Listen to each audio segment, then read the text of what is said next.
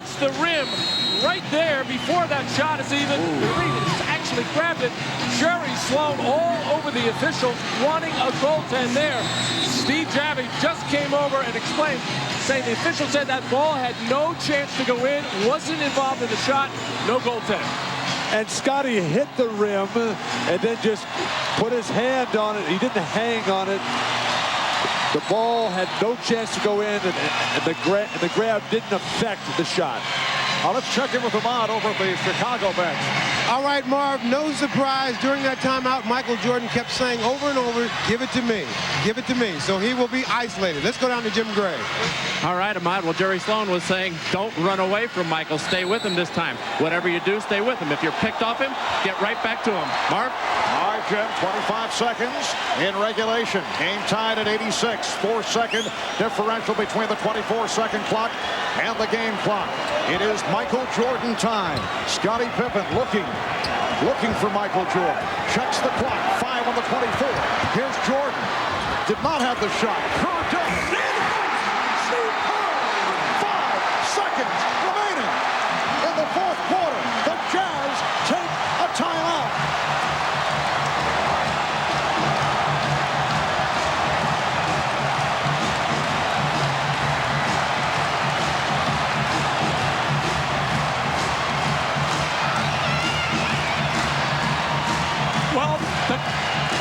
Well, the question was, would they come double Michael Jordan? Stockton game. Steve Kerr, reminiscent of John Paxson in '93. Bring the championship back to Chicago. Now to one. Here's Jordan. We're not there yet, so we're still counting on all of your support. Nice move by Jordan, and it's tipped home by Rodman. Just like last time, we're all in this together. If we win, celebrate our achievements with style and dignity. This is Chicago's moment to shine. Let's show the world how to do it right.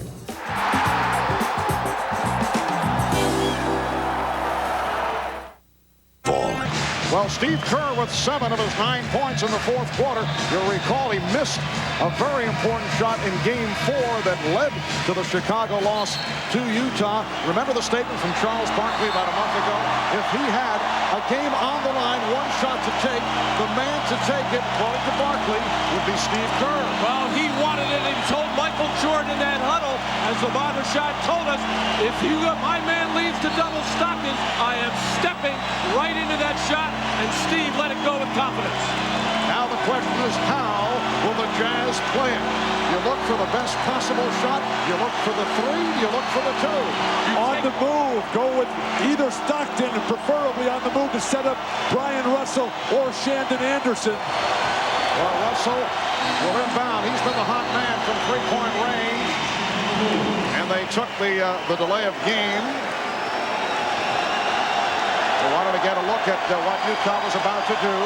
5 seconds remaining in regulation. The inbound.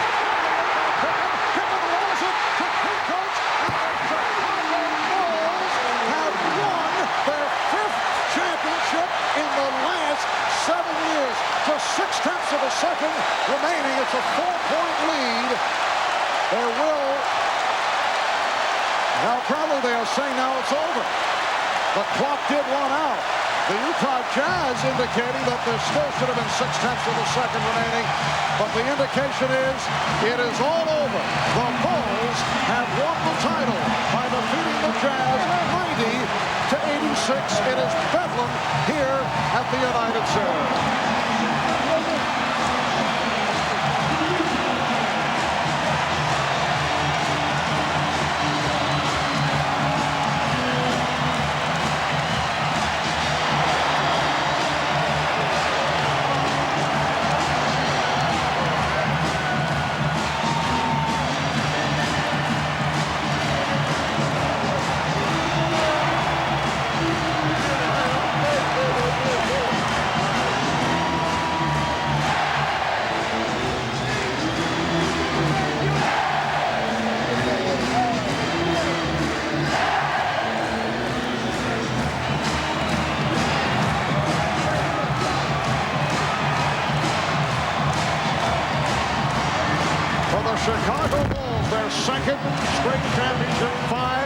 years for the Utah Jazz.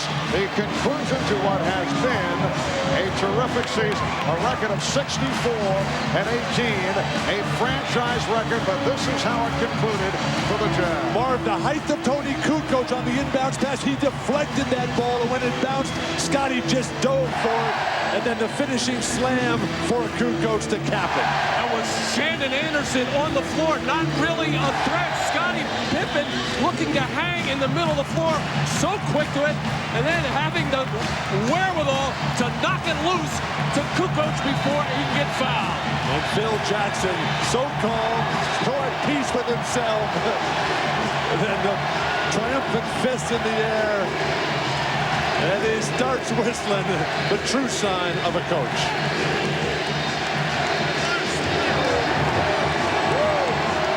And the chant of MVP here in Chicago, that directed to Michael Jordan, who finished as the runner-up in the regular season to Karl Malone. The celebration continues here at the United Center in Chicago. Well, it was obviously Michael Jordan and Scottie Pippen carrying the offensive load, but they desperately needed their supporting cast, not with any mammoth numbers or anything like that, but just key plays here and there. They got it from Judd Bushler. They got it from Tony Kukoc on that last defensive play. And did they ever get it from Steve Kerr on the game-winning field goal? And then when it was all over, Karl Malone goes by and congratulates Phil Jackson. An emotional moment there, very tough and disappointing. You don't get this far very many times. And then the two MVPs, Jordan and Karl Malone.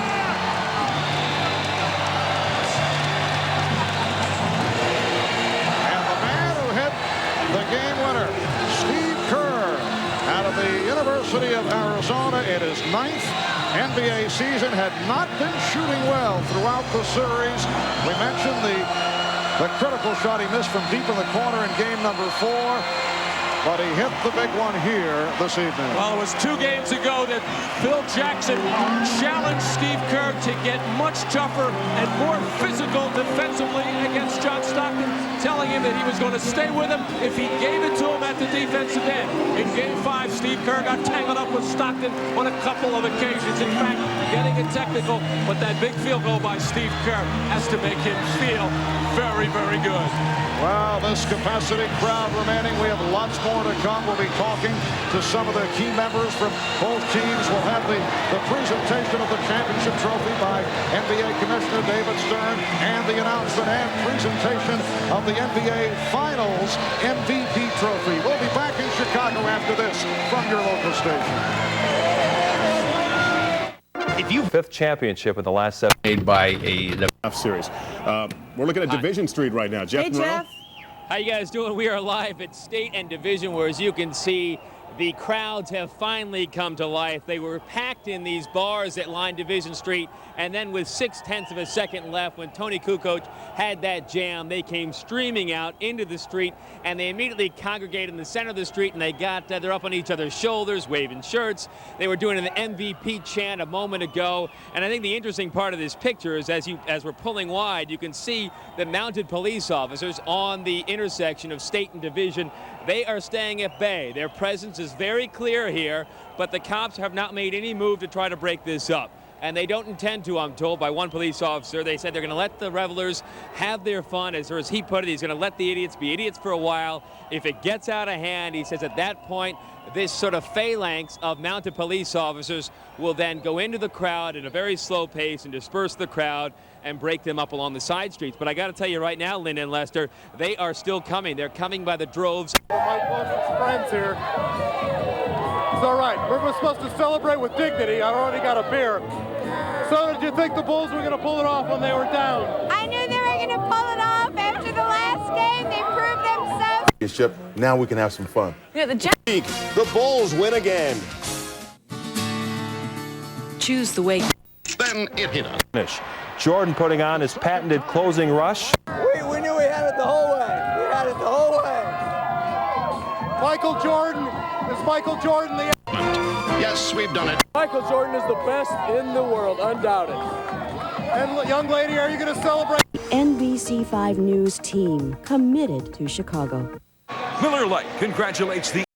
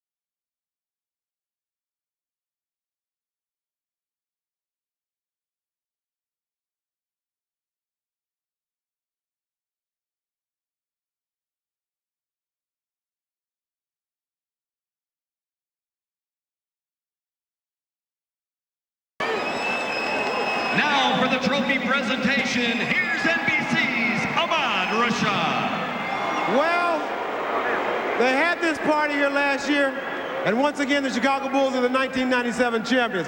Now for the presentation of the 1997 championship trophy, and I'm joined by Jerry Reinsdorf, chairman, Jerry Krause, vice president of operations,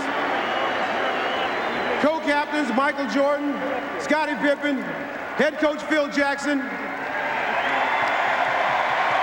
And now for the presentation of the award, here's the commissioner, David Stern. Two great teams showed the world the best of NBA basketball, but there can only be one champion. And the Chicago Bulls are the 1997 NBA champions. An extraordinary effort. Congratulations, Chicago. Congratulations, Chicago Bulls. Congratulations, these spectacular players. Here it is, the trophy.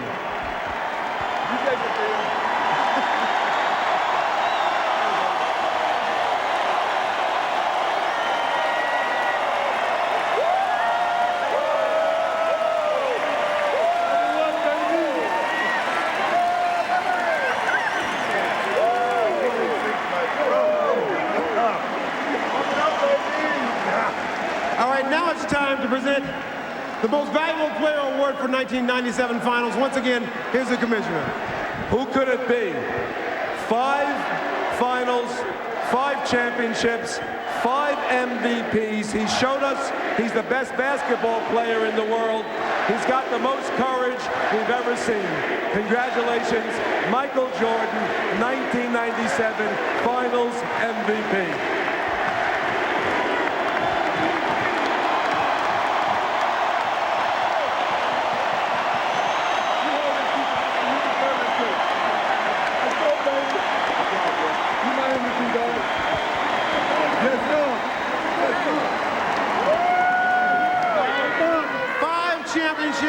Out of 7 years, Mr. Reinsdorf, you got to feel like this is, in fact, a dynasty. Well, it's incredible. It never gets less exciting, but we beat an incredible team. I mean, this is the toughest team that we played in the playoffs, and they really ought to be co-champions. What a courageous team Utah has, and what a great victory for our club and for our fans. Tonight, as great as our players were, the energy and the life in this building, I know, made the difference of putting them over the top. So thank you, all the fans of the Chicago Bulls. Come on up, Phil. Now, I know the destination is important, but I know that you enjoyed this journey this year. No, I didn't enjoy this journey. This was filled with injuries and suspensions, but we had a great run, didn't we? It was wonderful. I want to take my hat off. Let me put it on. I want to take my hat off to the 2 leaders on this team, Scotty and Michael, who did a wonderful job. Phil, before you get out of here, Phil, see, it was so much fun this time. We're going to do it again next year? Oh, man. I don't know. 3 times is nice. I know that. I can't remember when it was. But you think you guys will get together and do it all again? Oh, tough question to ask us right now. We're just enjoying what we're doing. Celebrate. Go ahead and celebrate. Yes. Michael, you're named MVP, but as you accepted the trophy, you said to Scotty that he was your MVP. Scottie Pippen, we're a tandem. It's hard to split us up. He means a lot to me when I go out and play on the basketball court. He relieves a lot of the pressure that I have to deal with. I try to do the same for him. It's hard to take this MVP by myself. He's got to take half of it. I take the trophy, he may get the car.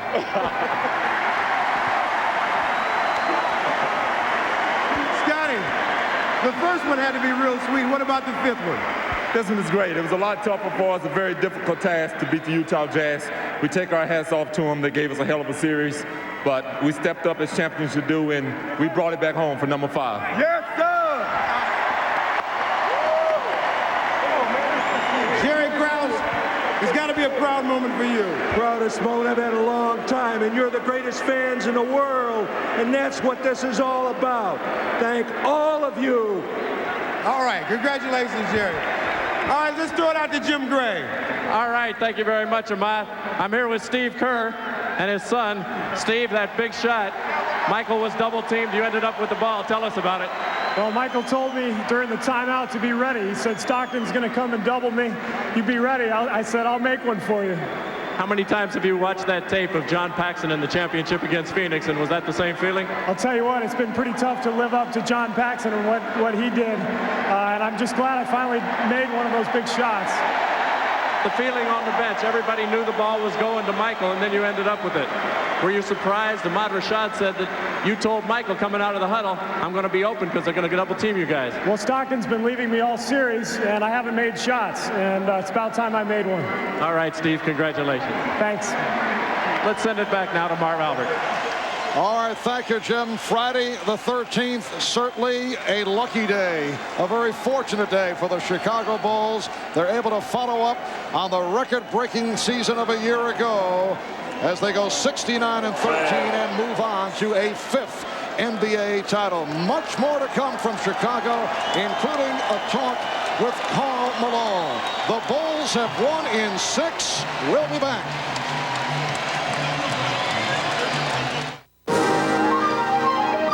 Hi. it was great for Steve. He had, been not shooting great, and then to come out and have a how great this was. We're going to go celebrate for y'all. Yeah. Phil, how does it feel? I got to go in the locker room. We have a duty locker. We have one. All right, man. Everybody. Tonight, we had some. So now. Dad, to make a long story short, I was speechless. It feels so damn good. It feels so good. After suffering with the Clippers, and to be here this has got to be an all-time dream you never thought would come true until about 2 months ago. There's nothing like it. I want to get back here again. I don't know if it'll be with this team, and it's bittersweet because I had such a great time. It's such a class act of players and organization. I just love being a part of this and love helping them win. Did you ever have an idea you would be such a valuable contributor to this effort? Yeah, it's the only reason why. How you been, man? Hey, Judge. And, it's just nothing like it. I just can't really describe how it feels to finally be a winner, finally have a championship. Only ring I had was one around my tub. Brian, what was running through your mind during that fourth period when it was really, really tight with you guys? Maybe the best one for me. I've been here for defense. It was close all throughout, and a lot of that game we were behind the 8-ball, and I tell you, it's just keep the faith, you keep plugging at it, and when you got Michael Jordan. We're moving this way, trying to see if we can't get Earth coming here to Chicago for the 250. He finds Kerr. To the locker room down that hallway, and I guess he. All right, we're still cooking. Shot, don't even think about it, and just cut loose. The perfect shot. Great to see Steve do it too, because he struggled some in these playoffs. Oh yeah. Well, his last shot really gave Steve a lot of confidence, and I just hope it carries over into the next season. Your 5th title, and this one had to be the sweetest because maybe you had to work a little harder this time. Well, we definitely had to work very hard for this one. Win back-to-back championships with 2 different teams. Dennis Rodman. Dennis, this has got to be a tremendous relief for you. You really struggled throughout this series, didn't you? Yeah, I did. I think I played pretty well this game. This game 6, and it's a relief that I got this off my shoulders. And it feels pretty good, though. It feels real good. But after all the things that have been happening to me, I think that I deserve a little goodness. That's certainly true. But why didn't you have the energy that you have had for so throughout this regular season in this series? Well, the regular season I've been having a good energy. I played pretty good. Utah, so the crowd today gave us a lift that we needed to pull this one out. I wasn't effective, but I think people go through that. So. Whatever. I mean, we go to those things through life, and this is one of them. What do you have to say about Utah? Was this the best series that you have been in as a professional, or was scarf around his neck to remind him of how his girlfriend smelled because he hadn't seen her in a while? And I'm sure that the aroma of champagne will be all over Brian Williams and the rest of the Bulls now. Where are we going? Mike North, how are you, buddy? Having some fun? What's happening? We're having a great time. Wild sound team, very fundamental team. Live TV here. You know what? Now, be careful. Be careful. I don't want you to pull a Rodman on me. Timmy, this is great stuff, isn't it? We do our little 3 candy bid here. Jimmy Run. Do you feel you'll continue in the NBA? I don't think I want out my work. I think people need to rally around me and help me out for a change instead of people throwing darts at me and things like that. I've done a lot of good things to this city. I've done a lot of good things for the people around the country, and people like to see me. I entertain, and hopefully that people won't see my negative things and look at the good things sometimes. You cried just before the game tonight in the pregame. How much emotion has it taken out of you, this apology and what you have been through the last few days? Well, the last few days, I'm a strong individual, and it's just the fact that I've taken a lot of abuse in my life, and especially this year, and it's just worn on me at the particular moment. And much of it, you'll admit, is deserved. Most of it deserved, but I look at it like this. I'm a human being. I got emotions, and you could so many times you can pound a man to the ground, and I felt emotion today and on the show, and I hope people will look at that and say, hey, that's not a fake. That's real. That's an individual there. Dennis, congratulations. Enjoy the moment. Hello, Mom. Hello, Alexis. All right, let's send it back now over to Marv. All right, thanks, Jim. And a solid performance for Rodman. 33 minutes, 11 rebounds. Certainly did a decent job, but the questions do remain about the future of Dennis Rodman. Back up here, buddy. We got Steve Kerr right behind you if you can. See if we can get him before he heads in the locker room. Where is he? The regular season most valuable. I want to take my hat. The more times you come. Carl, you said it. Right. Didn't quite get him, but Scottie Pippen came out on record seconds ago saying, hey. Well, just a blizzard of. Guys had our hearts jumping for the whole game until Kerr took that shot. Well, you know, as I said, the Jazz, they're a great basketball team. Coach Stallone, who was a great player. Fingers, as if to say 6, 7, and 8 in terms of rings. Truck lineup. The guys came and played hard, and we've had a great year. Don't take anything from those guys. They played hard. They did what they needed to do down the stretch, and we had opportunity. We just didn't do it. I think we both agree that you did not play to your MVP standards or your usual standards. Do you feel you let yourself down, or the team, or the city? No, I don't feel that at all. I've had a hell of a year, and I'm not going to let anybody second guess that, because when you start doing that, you might as well quit, and I'm not a quitter. I don't feel that. You know, I felt I came out and I played hard. I didn't have the kind of series I would like to, and everybody say whatever they want to say, but not at all. You know, I came. Feel like you had a hand. Kerr comes in and finally comes up big at Detroit, July 20. Our bench has been big. I feel like I let anybody down. If they do, the hell with them. Larry Bird said to me before coming into this series that there was a huge pressure difference between the Western Conference Finals and the Finals. Did you feel that? Nope. Oh, I didn't. I felt that we didn't do some things. And like I said, obviously I didn't play up to the way I wanted to play. The hell with what you guys wanted me to play like. I didn't play like I wanted to play. And I didn't feel any different pressures at all. I just never got into the rhythm that I wanted to get in. And played sick. And this year it's been a I just felt like I didn't have. It was definitely the toughest, and you know, the more you win, the greater the feeling is, the bigger the celebration. And I could say that, you know, winning the first one was a great thrill for us, but to be able to come back and win a 5th title within 7 years is. Where there's a will, there's a way. That's too bad. You know, he has been. I mean, that's part of basketball. When we return. And win their 5th championship. As I was talking with Scotty about it, he said it wasn't as ugly as I saw it. I'm sorry, I think it was real ugly, but doesn't matter whether it was ugly or pretty, they still won the championship.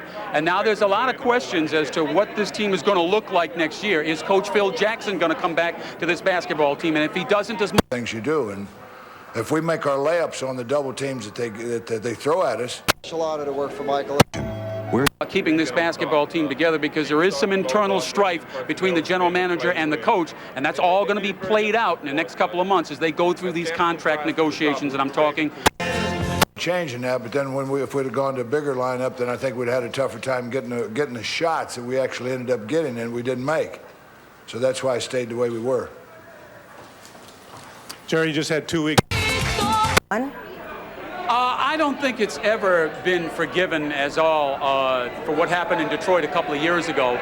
I think they exist as professionals on the court. That's what I think they exist as far as the friendship is concerned, well, they've never had a great friendship off the court, and their friendship is on the court, and I think that's about the extent of it as all. I guess I meant more of the criticism that... I think it's just terrific for basketball. Well, for the 5th time in his career, Michael Jordan, and you can see the confetti all over Michael enjoying the championship trophy. In NBA history, only 2 franchises, the Boston Celtics and the Lakers of Minneapolis and LA, have won more championships than the Chicago Bulls, but the Celtics were defeated 3 times in their 19 finals appearances. Lakers won 11 titles, but they lost 13 different years in the finals. The Bulls are 5-0 to show you how impressive what they have accomplished. 5-0 in finals competition and have never been pushed to a game 7. They have defeated the Jazz here tonight in 6. Let's get back to Jim Gray. Jim? All right, thank you very much, Marv. Well, I just spoke to the Bulls chairman, Jerry Reinsdorf, about the possibility of all 3 guys returning next year.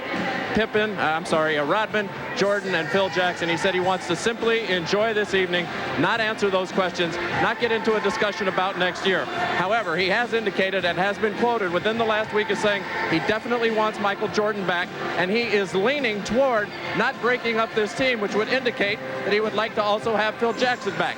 He would like to do Michael Jordan first. However, he knows Jordan's desire and wishes is to have Jackson done first. So he said these proceedings could take anywhere from 3 to 4 weeks, but he is leaning toward, as he has been quoted as saying, keeping this team intact. Dennis Rodman's question is still up in the air.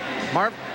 All right, thank you, Jim. And as we promised moments ago, Pete Vesey had a conversation with the head coach of the Utah Jazz, Jerry Sloan. Let's go to Peter and Jerry. Jerry, at the end of game one, you elected not to double team Michael Jordan, and you paid the price. Today, you double teamed him, and you paid the price. What made you change your mind? Well, we just felt like we had a quicker lineup on the floor, and that's why we went with it. We thought we might be able to. At the podium, so let's go to him. Jerry?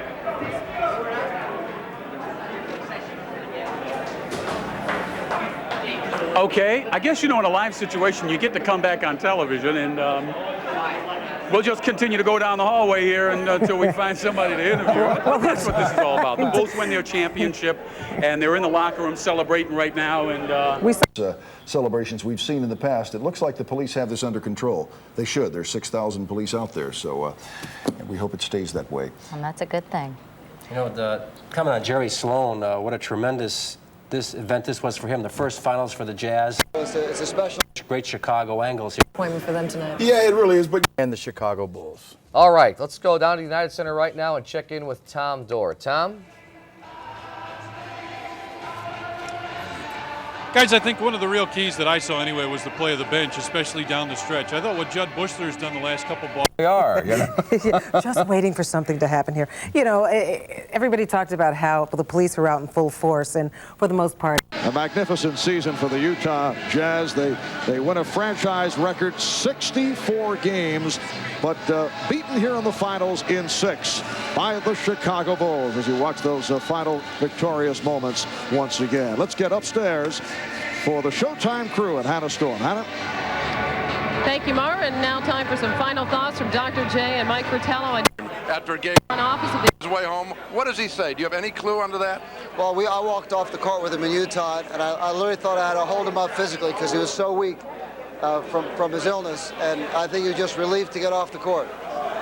It is amazing when you think about doing business with the world's greatest athlete, and it's obviously you had to forge this relationship at such an early stage of his career, and you've both grown together through this, haven't you? Well, absolutely. I think I've just been fortunate to play a small role in the background. Series, and he is a basketball player from Russia, not professional though. What'd you think of the game, sir? It was. We're so glad we are champions again, and this was great. Bulls.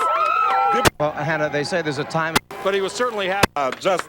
We wanna invite you, everybody from this team, in here, and just this was great. It was great. Let's get some. How do you feel about it? I love it. It's wonderful. I just want to say, go Bulls, and I love you, Cabby.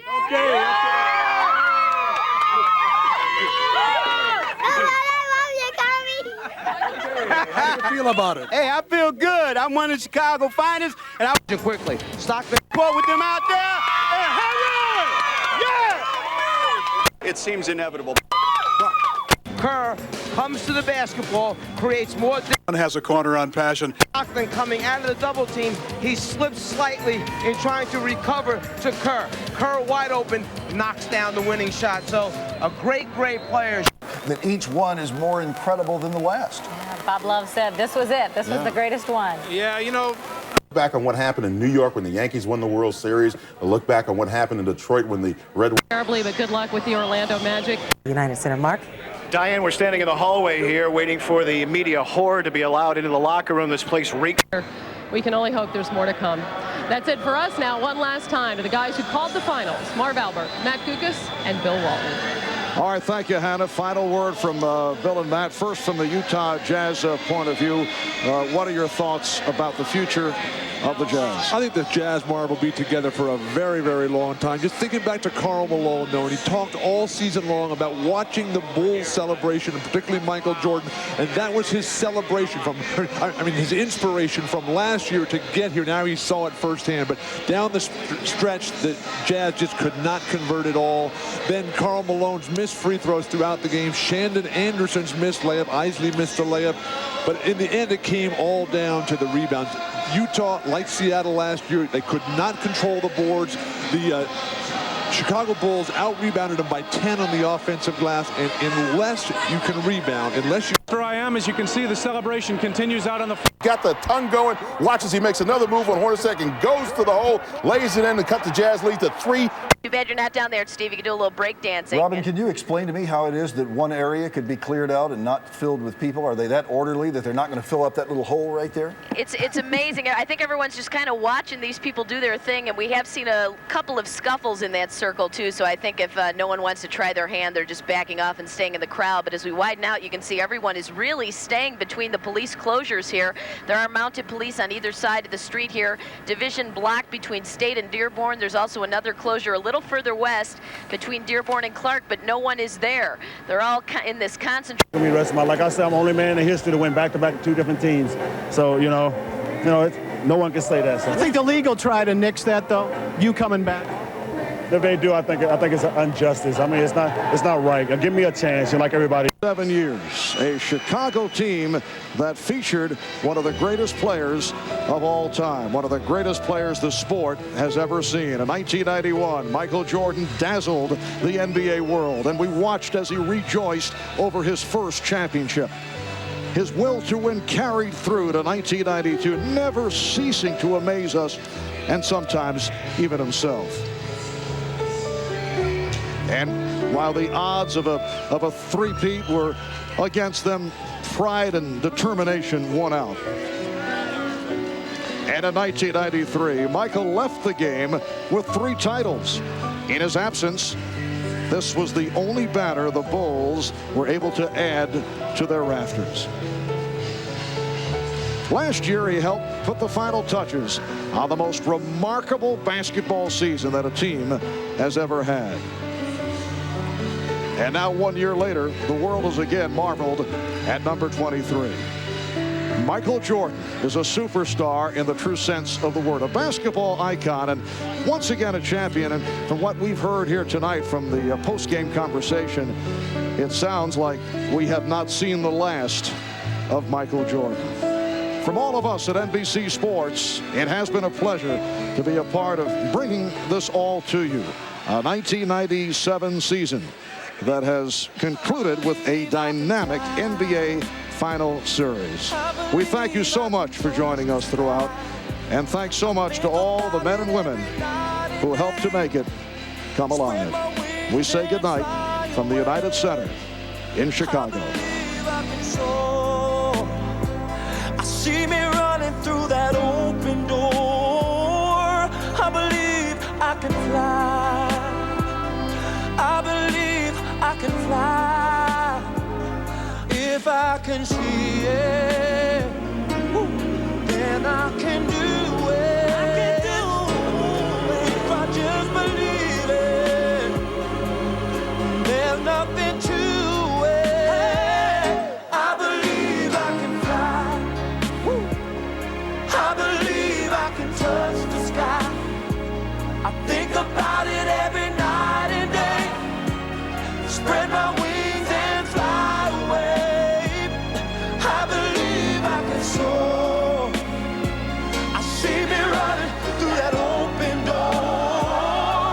I believe I can fly. I can fly. I believe I can fly.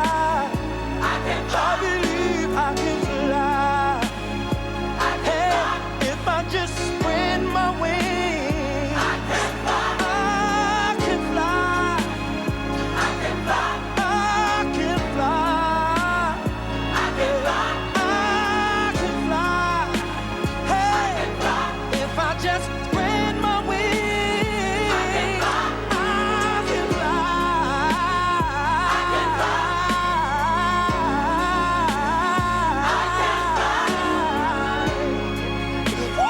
I can fly.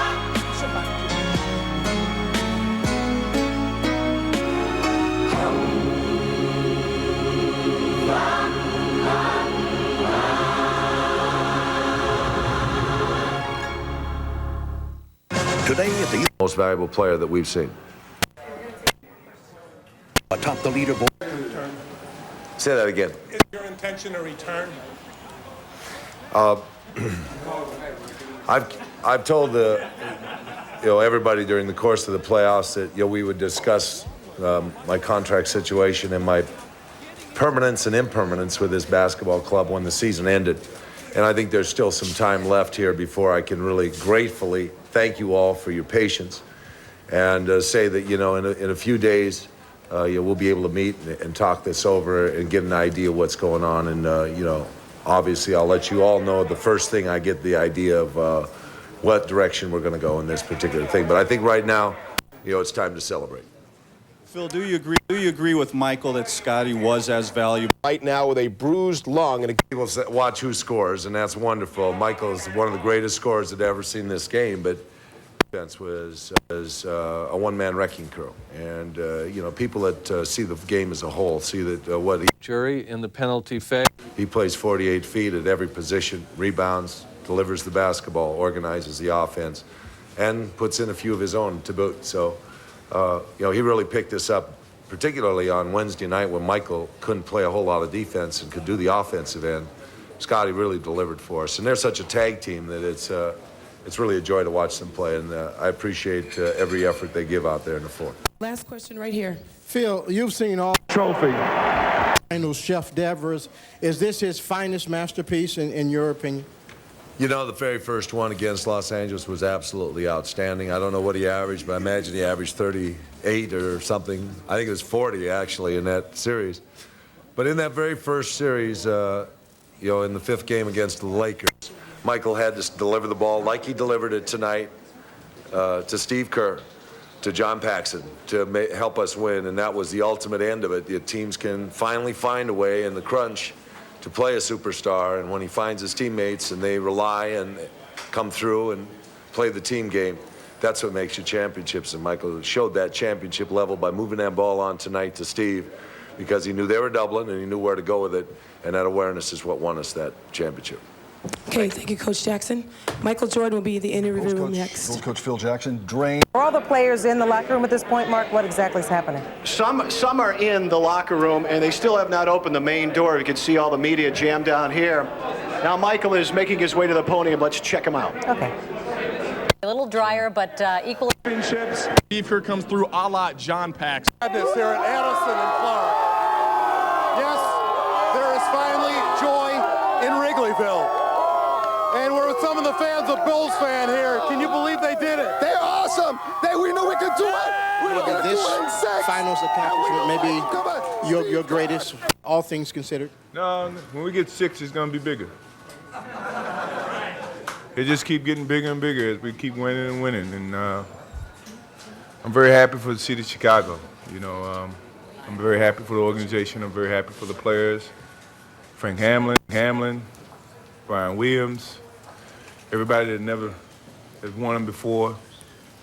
You know, I dedicated myself and my efforts to make sure that they experiment and experience this whole attitude of being a champion, being the best in the world. You know, it's a great feeling. I'm tired. I'm weak. I got a whole summer to recuperate. It looked very dim early in the game.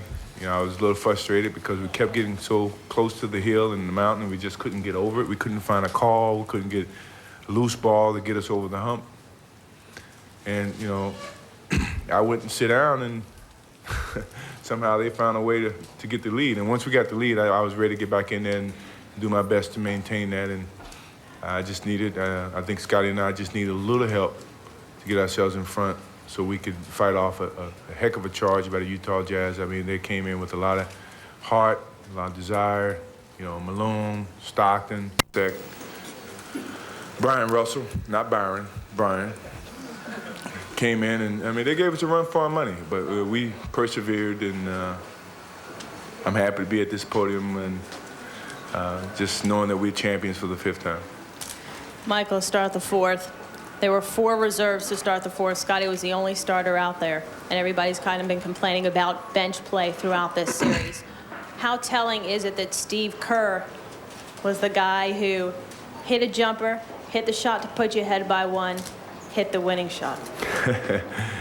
Steve has been fighting with himself because of Game 4. He missed a 3-pointer, and he went back to his room. He don't even know this. His wife told me that he was very frustrated. He kept his head in the pillow for hours.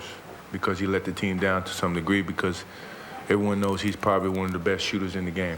And he had an opportunity to put us up and give us a big lift. And he was very disappointed. And when Phil drew up the play at the end, which, as everybody in the team, everybody on TV knew it was coming to me, I looked to Steve and I said, hey, this is your chance. Because I know Stockton is going to come over and help, and I'm going to come to you. And he said, give me the ball.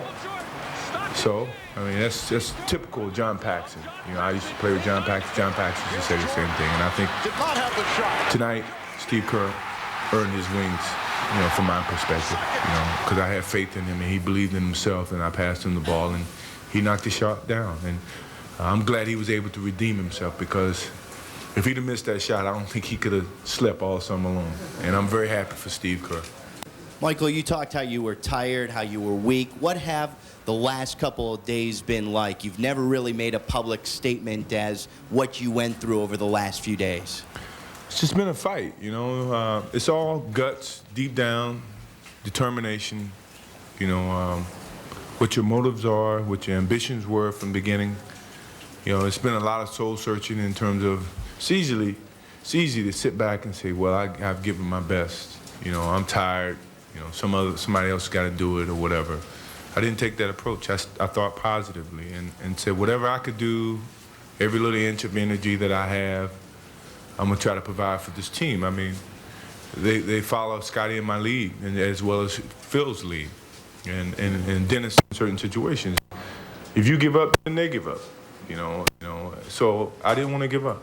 How sick I was, or how tired I was, or how, you know, low on energy I was, I felt an obligation, you know, to my team, to the city of Chicago, to go out and give that extra effort so that we could be here for the 5th championship. You know, I dedicated myself to, you know, to Frank Hamlin and Brian Williams, to other players, that get on my back, we're going to win a championship, or get on Scotty's back, we're going to win another championship. We're going to make sure you experience what it takes to be a champion. Michael, it seemed to be a special moment between you and Scotty when they gave you the MVP award. Can you describe what you were thinking and what your emotions were then? You know, when I was here before I retired, I overshadowed Scotty a lot. You know, and he didn't get the recognition that he truly deserved. You know what I mean? And he's matured since I've been around, and when I stepped away, he matured even more, because he understood what I was sheltering him from.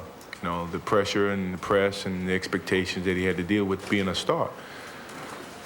And when I'm back, he shouldn't get any less of an attention than if I was gone. And when I won the MVP, and I would hold true to my word, I would take the trophy. He can have the car. I'm gonna make sure he gets the car. I mean, because he's like a little brother to me, and he's prospered and he's moved along, and you know, from a financial standpoint, from a contract standpoint, he's locked in, and he very deserving of the same $30 million or 30, whatever I get in the next coming year. He's very deserving of the same contract. I mean, because he put forth the effort every single night. He goes through the pain, and we work out every day. He's joined me in working out every day to stay healthy and to get out here and provide for this organization and this city, so that we can be healthy and we can continue to be champions. So, I mean, that's what brothers do. We share our and that's what I'm doing to him. You know, I just want the trophy. I got enough cars. He can have the Nissan. Michael, over to your left. Michael, earlier in the week, you were talking about how hard or how easy it is for a home crowd to cheer the team when you're up 10 or 15 points. It's a lot harder when the team is down. Talk about the final push that the crowd gave you tonight as you overtook in the score. Well, the crowd here in Chicago took a hit. The fans took a hit because everybody said that they sit on their hand, that they got high expectations, whatever. So what? They should have high expectations. We spoil them, and we want to continue to spoil them. Sure, Utah's crowd is very, very loud, and they experience something that they've never experienced. You can expect that, you know. But Chicago fans are the best fans to play for. You know, they've stuck with me ever since I've been here in '84. I never give up on them. We've gone from the bottom to the top as a tandem, as a team, and I never give up on Chicago fans. And tonight, they inspired all of us. You know, when we got the opportunity and they saw that we were getting over that hill, You know, we could feel that. I felt chill bumps, you know, from their cheers. You know, and I think everybody did. And that gave us the energy to push that extra step so that we could be champions all over again.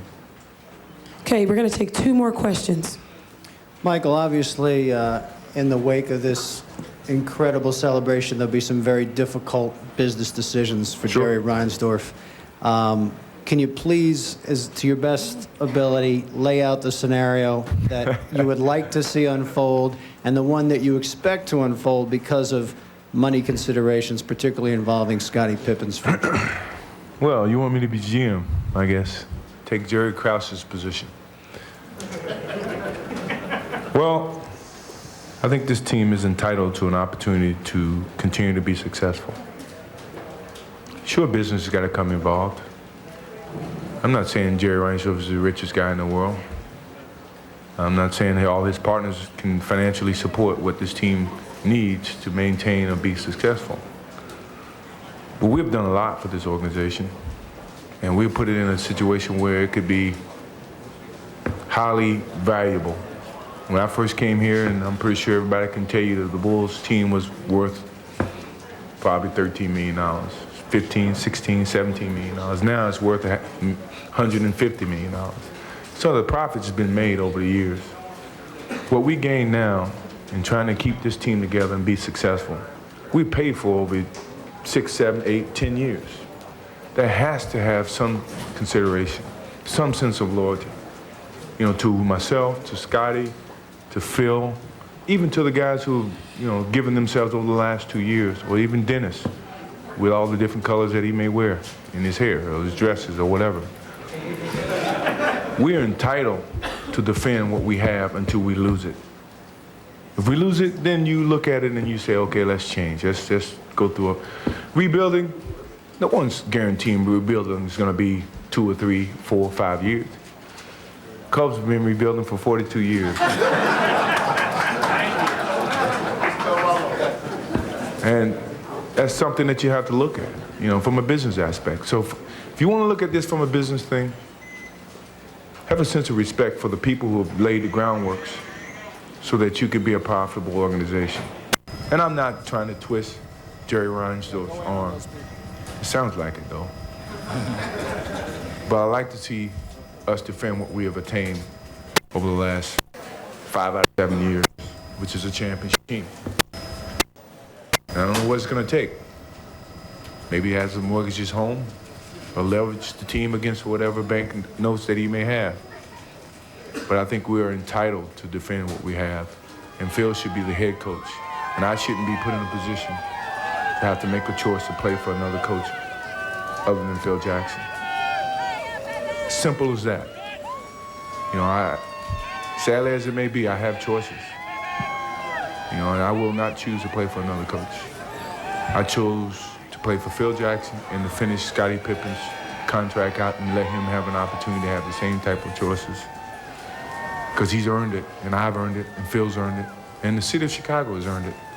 For years, we've been, wait till next year, wait till next year. Now we're 5 out of 7 years champions. That means a lot. For once, don't look at the bottom line. Look at the joy of this night and every night that we've won a championship and the enjoyment that you have put together an unbelievable organization that's been champions for 5 out of 7 years. Do you want Rodman back? Sure. His dresses doesn't bother me. His hair doesn't bother me. Sure, I mean, he's going to go wacko every now and then. We've come to live with that. We've come to accept that. But you can't find another player on the basketball court that works just as hard as Dennis Rodman. Gives 110%, dives at loose balls, even if he can't get them. That's Dennis Rodman. So I don't have a problem with Dennis, you know, and I don't think Phil does. I don't think Dennis does. I mean, I don't think Scottie does. We've been able to control him to some degree. And look, we're here for champions back to back. You guys may love him. He may say a lot of crazy things, and David Stern may find him $50,000. The guy doesn't care about money. So when you sit down with Jerry, you will express to him that it's important. Which Jerry you asked me to sit down with? Either one. Excuse me, sir. Excuse me, sir. We're going to take I got it. Go ahead. So it'll be important, thank you, it'll be important to you to have him back, and you'll let ownership. Sure. Dennis already said he played for free, so money is not an issue. He makes more money off the court, supposedly. I don't know. Okay, we're going to have to conclude the... It was a great win for us, and, you know, I got to say that this win ranks among the top because it was a very difficult series for us. The entire season was like that, wasn't it? In the playoffs compared to last year, things came so easily. This year, you guys really had to grind things out, and the amazing thing is you still managed to win 69 games. Well, I think from a record standpoint, I mean, I think everything ironed out, but from the looks of everything, it seemed like it was more difficult for us this season. We had to gut it out. Brian Williams, who was an acquisition that came in and helped our ball club. Playing a bit of a stand-up comic and doing... We lose this thing, then you reevaluate. Growing up as a kid, you see teams with championship playing in the league for so long and not having championship. Now I have 2 championships, and there's some great players in this league that don't have no championship. What did you say to Steve Kerr after he hit that shot? Hey, I gave him a hug. We jumped up. There's something here. We jumped up and down, and I said we came a long way from Cleveland Cavaliers, and this is a great feeling. Can you describe that last shot? What was going through your mind? Well, we diagrammed for MJ to drive, and the whole team was to him, and he passed it off to Steve Kerr, and Steve Kerr had a tough game 4, but he made some key shots tonight. He redeemed himself. And Steve felt good about himself, and I told him, I said, hey, you cannot ever lower your head because in order to succeed, somebody must fail. And game 4, he felt bad, but tonight he made some key shots for us. Ron, how special is this second champion? Back inside of the podium right now. John Stockton at the microphone.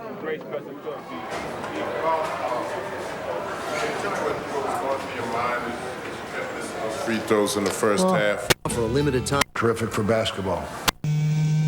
I didn't get into a rhythm. I didn't really. Our team, if we want to win, Pay to smoke some cigars and have some fun. Then we'll worry. Back to that in just a second, but Pete, I want you to zoom out because I want you to show Ron Harper's family. He's got his children here. Introduce everybody. My son Terrence, my little girl Jacqueline, and this is my sister kid, little Doc. And this is my little family, and this is what I do during the off season. I hang out with my family, and we enjoy each other. Are y'all having a good time with this championship? Yes. Are you proud of Daddy? Yes. Are you proud of all the Bulls? Yes. Did you guys have a good time watching this game? Very. What was the best part of it for you? My dad hit the layup. Oh, my God. Shut up. Quit being by. Hey, let me tell you. I don't care what nobody say. This is a great team, man. And if we didn't have all 12 or 13 players on this team, we wouldn't be nowhere. MJ and Scotty and D. Rodman, great players. They can carry a team, but they know that somewhere down the line that we help them out. So you echo the same sentiments as Michael Jordan, that Phil Jackson has to be back here as coach and Dennis Rodman has to be back here as your number one rebounder. Hey, in order for us to have a successful season, to be a very good team, we have to have all the parts back. And we play together 2 years, even though we may be old, but we old champions. And a lot of teams can't say they're old champions. Congratulations. We're old together. There you go. We learned something about how physically tough it is. Phil, can we talk with you just for a second, Phil? Okay. You know, there are priorities in this. I understand. You were just Trump. Yeah, but we were going to bring him in with you. That's all right. No, that's all right. What do you? Well, of course, the fans at the United Center are ecstatic over the Bulls' cliffhanger. A great, great victory, the 5th championship. Wow. Wow, and the picture you were Congratulations. Chicago's out there, and again, they have a mosh pit this year like that. work ethic here is terrific. I think there's a lot of blue-collar work ethic here, and it reflects when on the floor when Jerry Sloan was playing, and I think it reflects in the Bulls today. It's the tenacity of the defense, not the sexy part, not the showtime that they have on the West Coast, right, in the Western Conference. You are exactly right. Defenses was the difference in this series. Both teams played great defense. A lot of the not percentages showed the defense. The defense was the hallmark of this series. Larry, I have. You're watching this incredible drama unfold. Steve Kerr hits a shot like that, and then there's the steal at the end. What is going? I mean, how emotional was this for you, and how much pain did you feel when you saw that shot go through the basket? You know, my heart just sunk when Steve made his, and you know, all series long, and I like Steve. I've known him for quite a while, and all season long he's been like a little dog. He comes off the bench, comes in, nips at our heels, drills the three, goes and sits down, comes back and does it again. He did it 3 times tonight, and the one that really broke our back was his. But the irony is that he had a terrible series up until that moment. I mean, he was almost the GOAT, and then along he comes and sinks the shot to win it. It's almost fairy tale-like. It is, but a lot of that's happened in this series. Is it frustrating that you had 3 of these games in your grasp in the fourth quarter and all 3 of them got away from you? Well, obviously, I think like Stock said, they did the things that champions do. We were confident. We were at home. We definitely we didn't want to play on Mother's Day, and we just wanted to put them away. Hats off to Utah. They're a great team, and they're going to be reckoned with. Randy, how much did it mean to you to get those important minutes in the second half of this game? Well, it's important whenever I play, Lou, and the whole series I've stayed ready, even though the minutes weren't there. I stayed prepared.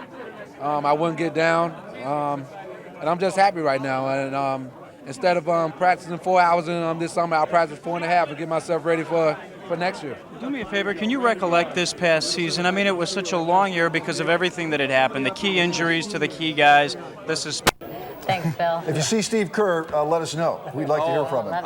Big key dunk, so Brian Williams was key in this game. Thanks, Bill. We're back with Rick. Playing against him here, I'm point. hugging, kiss every guy on the team, on the bench down there.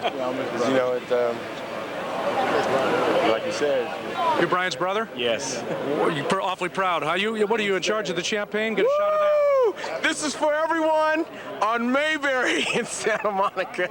Oh, I thought you meant Mayberry RFD. Hi, Brian. We're live on Channel 2. Congratulations. Your first championship. Put this into words for me. I see you got your brother carrying your champagne for you. Well, he poured it all over me right now. It's just such a hell of a feeling, watching these guys, from afar for several years and, coming in and being a part of it. It feels really good. I think everybody's got a lot of admiration for you because you're not driven by the dollar. You were driven by the ring. You could have gone somewhere else and played for millions of dollars. You came here, didn't make much money. You wanted a championship. People always talk about, spoiled athletes and, why doesn't Patrick Ewing go somewhere for the ring? Well, that was my choice. I could have gone other places. For, like you said, a lot more money, but, really what's important to you. Like when you lie on your deathbed, does it matter that you have maybe another zero behind your bank account? No, Not it's really. Pretty good leading up to it, though. Yeah, so. What did you learn from? No doubt. Done deal. It's over tonight. It's party time. A few reports of looting here on the west side following the Bulls' victory. A lot. Yeah, I saw him earlier. You know what you learn about how you play. Takes to win the drive and the will, and just to see how they persevere and that they believe in themselves. It's so easy to get down. John, what impressed the most about the Bulls in the finals? Here's Scottie Pippen at the podium now. And the way you covered offensively, defensively, and was a disruptive force. Your thoughts on that? Well, that's been something that myself feel we have a good understanding. Yeah, they're getting what they want. It's against this team, against other teams who really utilize their point guard to really run the offense. John is a great orchestrator of the offense, and we felt much more comfortable defending this team when we were able to take the ball out of his hand. And that's pretty much what I was trying to do tonight. They pretty much executed a lot better than they did in the past games when I ran and tried to scramble their offense. They made some big plays. Shannon Anderson got some balls right there at the basket. If he finished those baskets, make the basket, it's a big difference in how the outcome of the game was. But I was able to utilize that and use it to our advantage.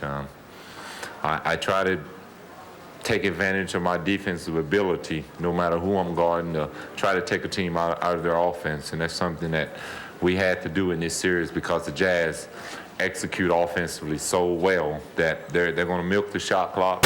They're going to make you play defense the whole 24 seconds, and they're going to get a good shot out of it. Scottie, I got two right here. How big was that three that Buechler threw in at the end of the third? And is there a point margin you guys feel comfortable with? Like if it's below 10 or something, we'll be able to come back? Is there something? I mean, it seems like y'all are just very calm. I think as long as we feel like that they're on the basketball court, we feel like we have a chance to win. No matter what the score is, or we feel like that we're going to step up. They're going to have to stop our surge sooner or later. I have to give credit to Phil, who really stuck myself, Judd, Tony, Steve, and Brian out there, guys who were going to run the offense make them have to work. And I think that was a change of the whole game, gave us some momentum. But the shot that Judd made was a big shot. It was probably the biggest shot of the ball game, even overlooking the shot that Steve made right at the end. It was a big shot because we pretty much had turned the ball over. He came up with the steal. He knocked the three-pointer down, and it really got the crowd going, which I think gave us the big lift to overcome them tonight. Scotty, there's a lot of question marks about what's going to happen to the team next season. If you could look past the euphoria of tonight about yourself, how comfortable are you with the idea of returning here next year and not being finishing out your contract here? I feel pretty comfortable. I had my hands, my fingers, and everything crossed that we were going to win the championship and everybody will be back and we'll be a happy family again. So I feel pretty good about our chances of keeping this ball club together. I think that we're going to come back much stronger than we were this season. I think due to the fact that we played such a long season, and myself and Tony going through the Olympics, the injuries that Tony dealt with really hurt him. Didn't allow us to see the 96 six-man of the year really step forward again. And even though he had to play through some difficult times, we still feel like that we still have the best basketball team in the league. So hopefully Michael, Dennis, Phil, and whatever free agent we have will be back. I don't know what's the question with Brian Williams, but he was a big acquisition to our basketball club. I don't think we could have won this without his help, his big body, his intensity, his energy that he brought to the whole playoff for us. He was a great acquisition for our basketball team. Scotty, Michael spoke for about 5 minutes about how much he's meant, how much you've meant, how much Phil has meant to everything that you guys have accomplished, how the worth of the Bulls has increased 10 times since you guys have been here. And even if Jerry Reinsdorf is not the richest guy in the world, that he's got to come through for you, that he owes you that much.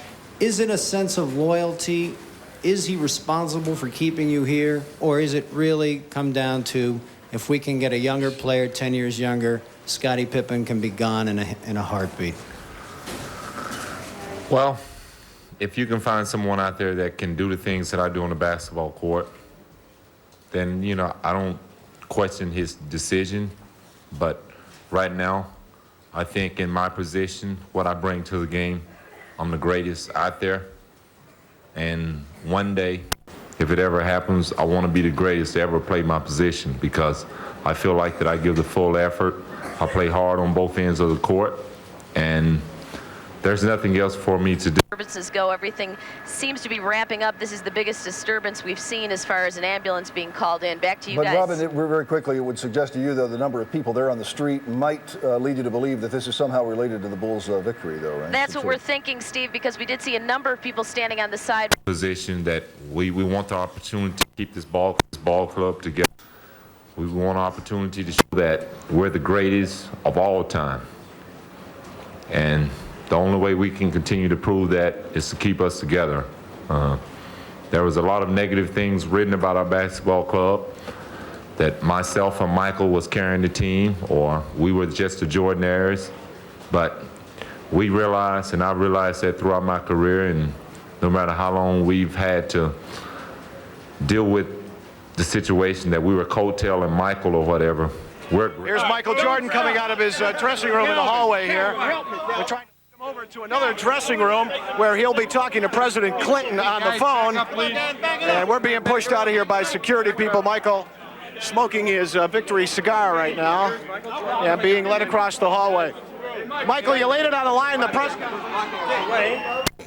Did Utah give peaceful? Who knows? Maybe this city is getting used to phone call. It's secondhand smoke night here. Might have been wiped off. I did have a bunch of Michael Jordan's cigar ash on the sports jacket just a moment ago, but some sportscaster from another single-digit television station wiped it off.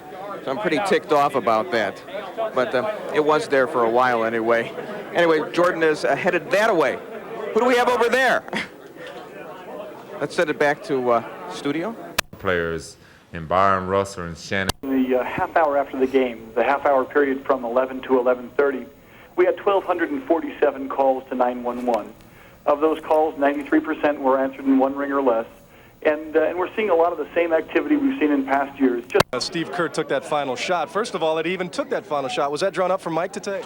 Well, you know, the ball was going to be in Michael's hands, and, you know, we had shooters in with him because we knew that they'd probably double Michael. They didn't double him the first game, and they got burned, and that's why Phil had shooters in the game. And I was really happy that it went to Steve, and Steve made the shot because he kind of struggled offensively during this series, even though he did play well defensively and also did a good job in running our offense.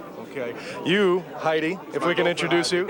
My girlfriend Heidi from Milwaukee. From Milwaukee. Fantastic. Congratulations to you as well. Tell me what you tell our viewers what you just told me a few seconds ago.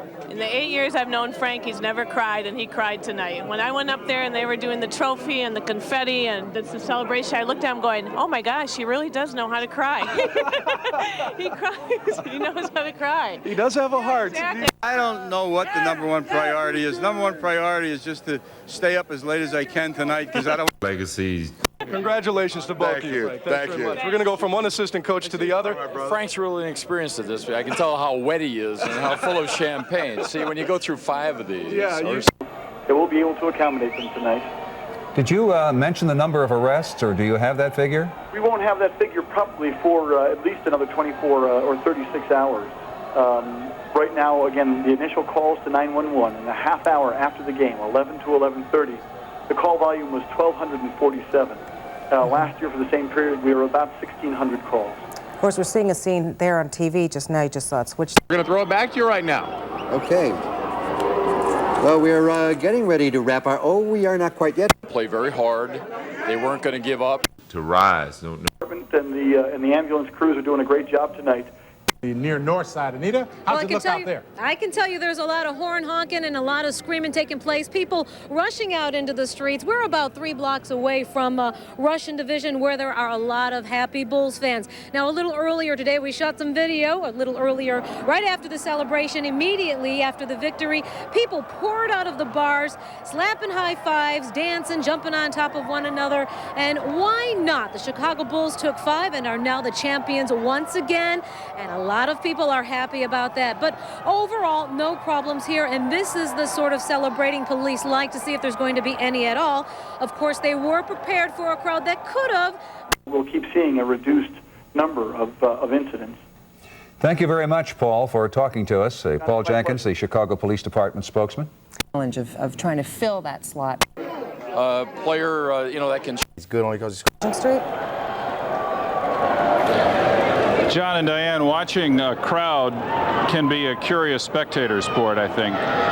This crowd has been reasonably well behaved, though at points during the night it doesn't look that way. One wonders about the wisdom of setting up a mosh pit in the middle of an asphalt street, which is what we've watched during the night. That's let up for now.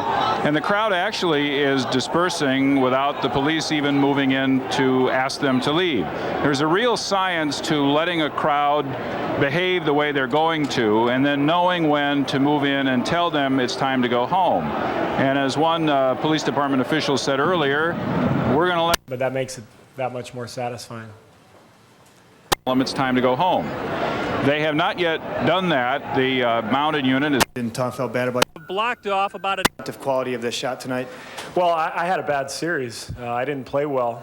But the thing I kept telling myself the last few days was there's still more games to be played. And, you know, we were up 3-2 coming in here, and I had every reason to be upbeat. You know, we had 2 shots at home to win this championship, and I wasn't about to let some missed shots. Perspective here, a fairly well-behaved crowd as it was last year. John and Diane? It's rather a curious ritual, I guess, that one must carry out. Well, you've got to when do you're it, young. I suppose. You've got to be young.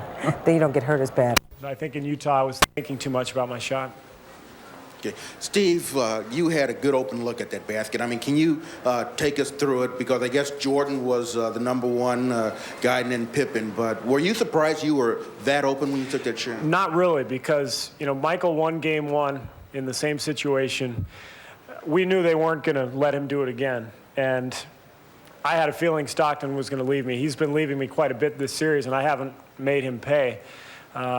So Michael turned to me during the timeout. I saw him thinking for a long time. He was just kind of sitting there thinking about what was going on, and finally he turned to me and he said, "You be ready. Stockton's going to come off of you." And I said, "I'll be ready. I'll knock it down." And I was like, "Will I?"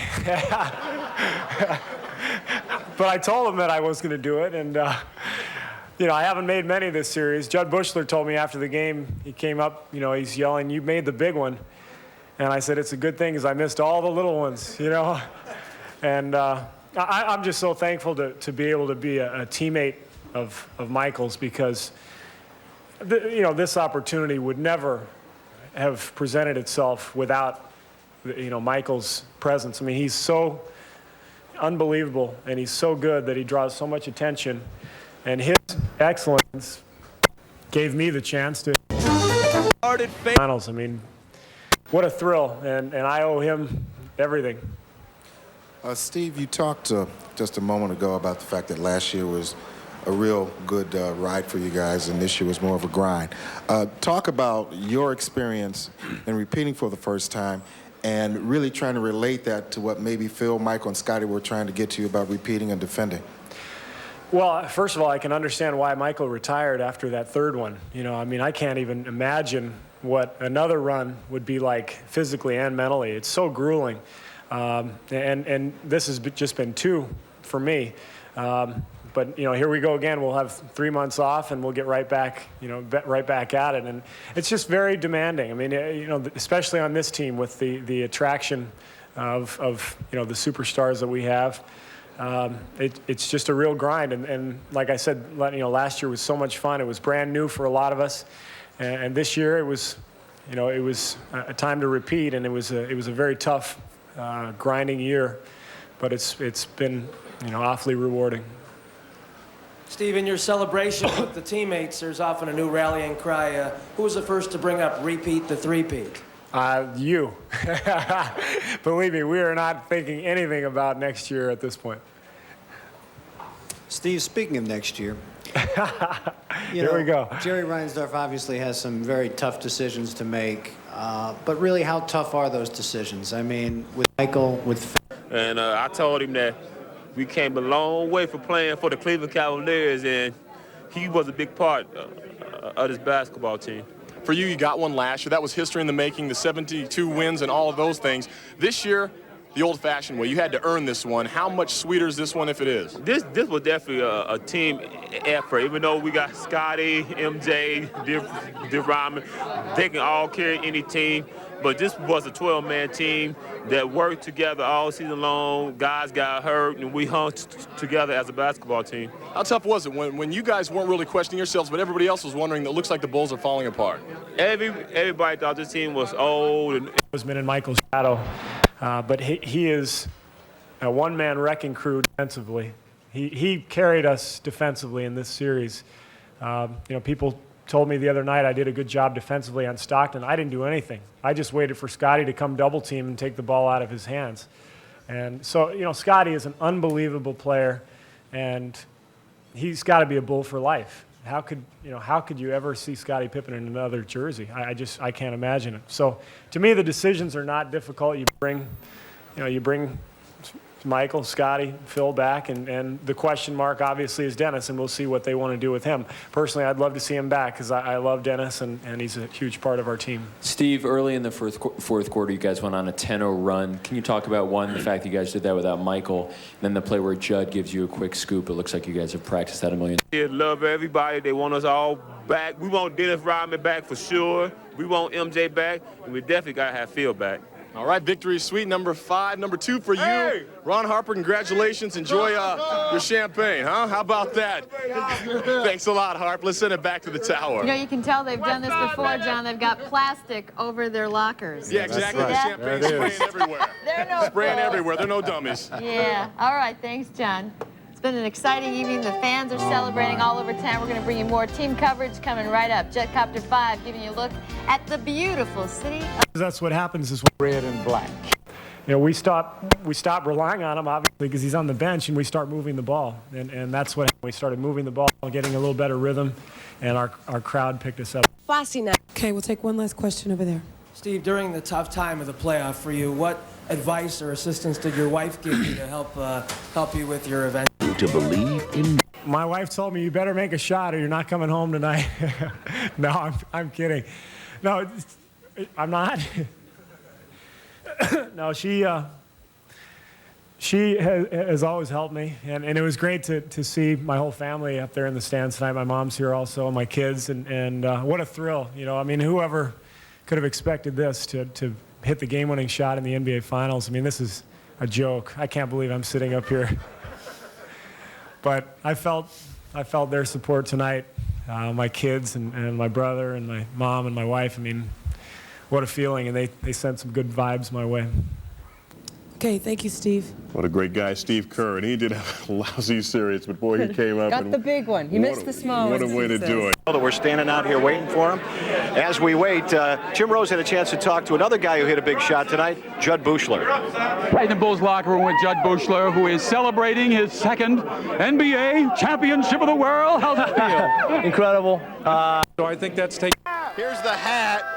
$25 if you like. Sable could handle elsewhere on tonight. I think defending a title, I think I learned a lot about defending a title this year, that things don't come easy. I mean, everyone's after you, and Jazz played great, but you're lucky to pull it out. You hit a big, huge, monstrous, gargantuan three-point shot at the end of the third period. Did you think about it all, or was it all reaction? It was pretty much just all reaction. I'm a hustle player. That's why Phil has me out there to get loose balls and play good D and do those things. And the ball came. It was an offensive rebound. I ran it down.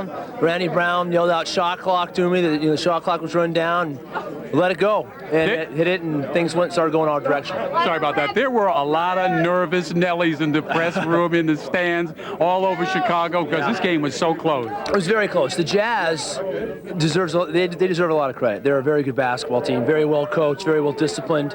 And it was close, I mean, the whole way. And believe me, there was a lot of nervous players on the bench and in the game, too. But Steve Kerr came out with a huge shot. I was very surprised to see Michael pass it to him. As Steve mentioned, the TV wannabes, but for tonight, diehard Bull fans, you know, there's been a lot of talk in all the interviews that you've heard tonight. The grind, it was always tough.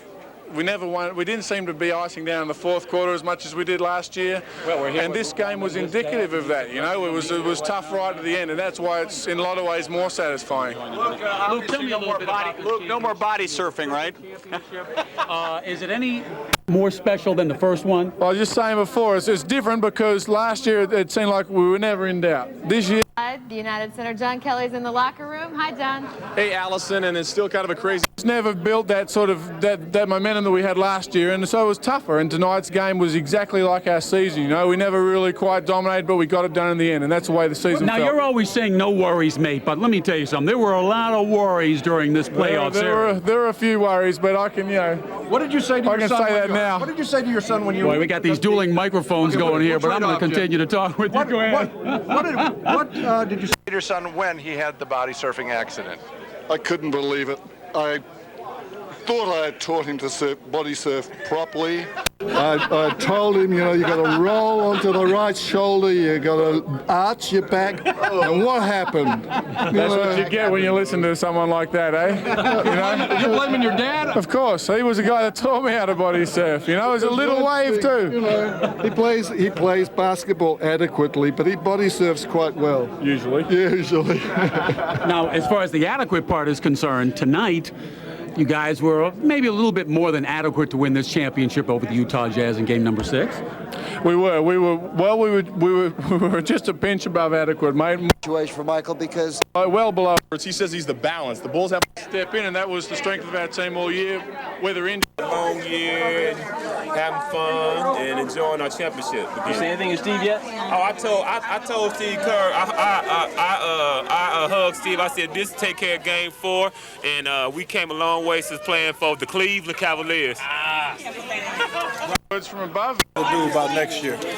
That's their choice. I just worry about now. I mean, I mean, this is a very good team, and Let's see you sing Michael's praises. You've seen him up close now 2 years in a row. I'm getting sick of singing Michael's praises. It seems like every day there's an occasion to sing Michael's praises. I'm running out of words to do it, you know. Superlatives is the word. Superlatives. I called him Lazarus after the last game. I mean, how much more can you praise the guy than that? But tonight again, the D steps it up, and also I think Scotty. And why don't you talk a little bit about Scotty's defense? Hey, you can't. We've talked about Michael a lot, Scotty. To stand here and wait for him. Let's go back to John and Diane. I don't think he's there, Mark. Oh, you think he left? Huh? Yeah, I don't think so. I think he's does it all for us, you know.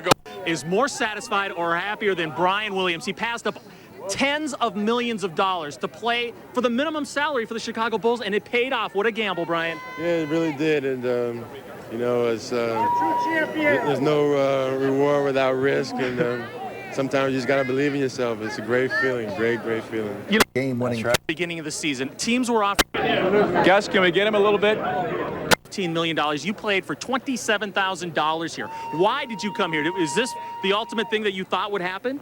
Yeah, it really was, and you know, the possibility did exist that you know, Seattle, if I were there, could have done better, and they offered me Jim McIlvain's contract, but I thought I was worth more than that, so I said no. You and Frank Hamblin, the assistant coach, are the only guys on the team without a ring. Now you have one. Describe what it feels like so we can get a fresh perspective. Everyone else here is used to winning. I know. It's like, you know, I'm not a virgin anymore. All right, well, congratulations, Brian. You need a shower, man. You smell. Congratulations. Brian Williams, one of the heroes. He won't be back next year probably, right? Probably not, as it seems. As it exists now, the NBA have rules that even the Bulls can't circumvent. All right. Maybe Michael just pays me out of his pocket, right? Hey, Michael, he's got the money. He can do it. Brian Williams, you know, he played almost for free this year. Next year, I think he's got to go after the big bucks, but he had sure.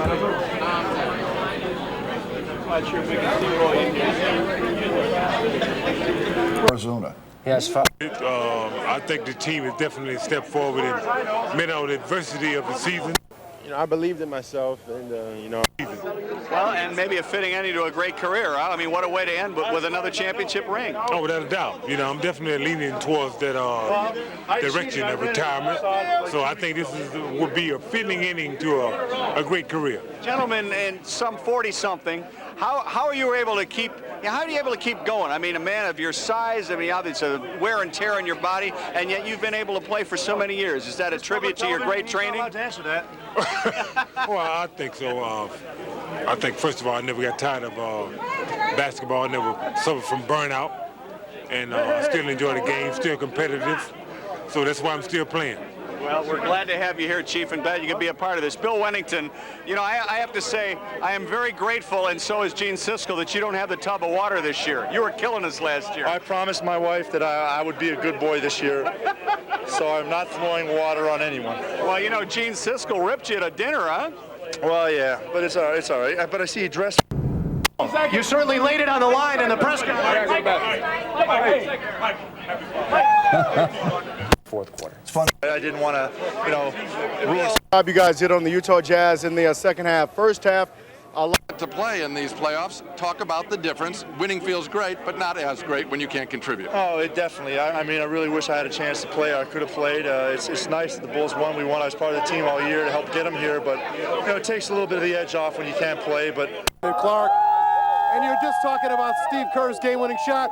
We have Steve Kerr's look-alike right here. Oh, well, thank you. It's too bad we're not celebrating a Cubs World Series tonight, though, you know? Oh, man, Harry Carey would be fun out here tonight. It does, but it's not the Chiefs' fault, but... No, but it's when the playoff roster had to be made, I wasn't able to play, and we didn't know how long it would take for me to be able to play. And Tony and Dennis were just coming off the injured list, so I understand why and how the decision was made. I don't have to like it, though. Bill, let me talk about injuries for a minute. You, of course, were hurt and missed the last part of the season. Harper was... Before this offer. Yes, it is. My name is Pat Jordan, and it's the greatest team in the world, and Michael Jordan is coming back. All right, thanks, Dwight. We appreciate it. Let's go to Bruce Wolf in the hallway. That's Dennis Rodman. What's the look? There's no look, bro. Just the fact that, you know, just get out this place, go have a good time, and just party. Are you happy that Scotty and Michael are saying they want you back? You happy about that? I'm very happy they want me back. It says a lot about me and about this organization, about the people on this team. You know, I've had a family organization since the Detroit days, so, you know, it feels real good. It seemed like real bad. You had that interview with NBC. You cried, you got up and got out of it, and then you wind up winning the championship. Now these guys want you back. Things can really turn around pretty fast, can't they? Well, that's the way this world is. I mean, it's up and down. They can be on you, they can be off you, so it don't matter. Okay, Dennis Rodman. It's unbelievable. You know, there goes the MVP trophy going through, just passing over. Well, speaking of, that's sort of the way he is with the opposing defenses. He just passes blows through. by everybody, and he's there. Can you talk about number 33? You know what? Yes, I can. we have arguably the best player. No, not arguably. We have the best player anytime, anywhere, and arguably the second best player with Scottie Pippen. He comes out and he plays a role on this team behind Michael, but he comes out and he can start and be a true leader on it. When he was in the Final Four, he didn't have a particularly good game, and when he had a chance to hit a three-pointer in Game 4, you know, he rimmed out. So, you know, you learn a lot from defeat.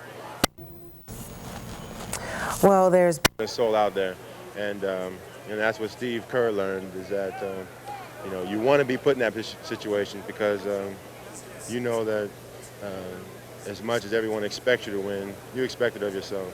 Have you had any plans or thought about what you can do with your ring? I don't think I'll wear it because, you know, it's first of many. I'm not a big jewelry guy, but I'll put it in a case and look at it and reflect on these 3 months as you know, a very dear part of my life. Do you want to be here next year? I would love to be here next year, and you know, it's very unfortunate that that's just the way it works out. The bylaws and rules and the salary cap, and it's very doubtful, a very remote possibility. But, an emotional moment right now? It really is, because I'm saying goodbye almost. All right, Brian Williams saying goodbye to the Chicago Bulls, the city of Chicago. But he came to Chicago and got the ring that he wanted all along. Back to you guys in the studio. All right, Daryl, thanks a lot. And yes, we thank the Lord for Brian Williams. As Jerry Krause always says, is he comes up with a big, big game tonight once again with 4 points and 7 rebounds. The trophy, which is right over here, that of course is the most valuable player trophy, as we're going to get Olaf up on his pedestal. We always put Olaf on a pedestal. And Gene, of course, Michael. And as you can see, Attention, hand as well? Yeah, they're all here. Dad came up. Made quite a. Mom lives here in Chicago. They're all. Was it all reaction? It was pretty much just all reaction. I'm a hustle player. Of Sydney and Perth tonight over something like this? I hope so. They better be. It's actually this morning in Australia, but they better be honking. Okay. How does this one compare to last year? Can you even compare the two? No, not really. Last year was a feeling of destiny. Felt like we should have been there. We should have won it. This year was more of a grind, harder work, and the game was in vision. It was good just to be champions and be tired. You were a little sick tonight as well. I hadn't really recovered. You know, I stayed in bed all day today. You know, I went to shoot around just, you know, to show the team that I was going to be there no matter what. You know? Michael, you must be thrilled that Steve Kerr, when you handed it to him this time, delivered. Did you have any doubt in your mind that you, even on a double team, should not take the shot and should pass off? No, I told him. I told him when Phil asked me what we're going to do, I said, hey, you know, I take the ball. And I told Steve, I said, you're going to probably get, your man's going to come to me, and I'm going to come to you and knock the shot down. And he follows directions pretty well. Compare it to the Paxson shot, if you will.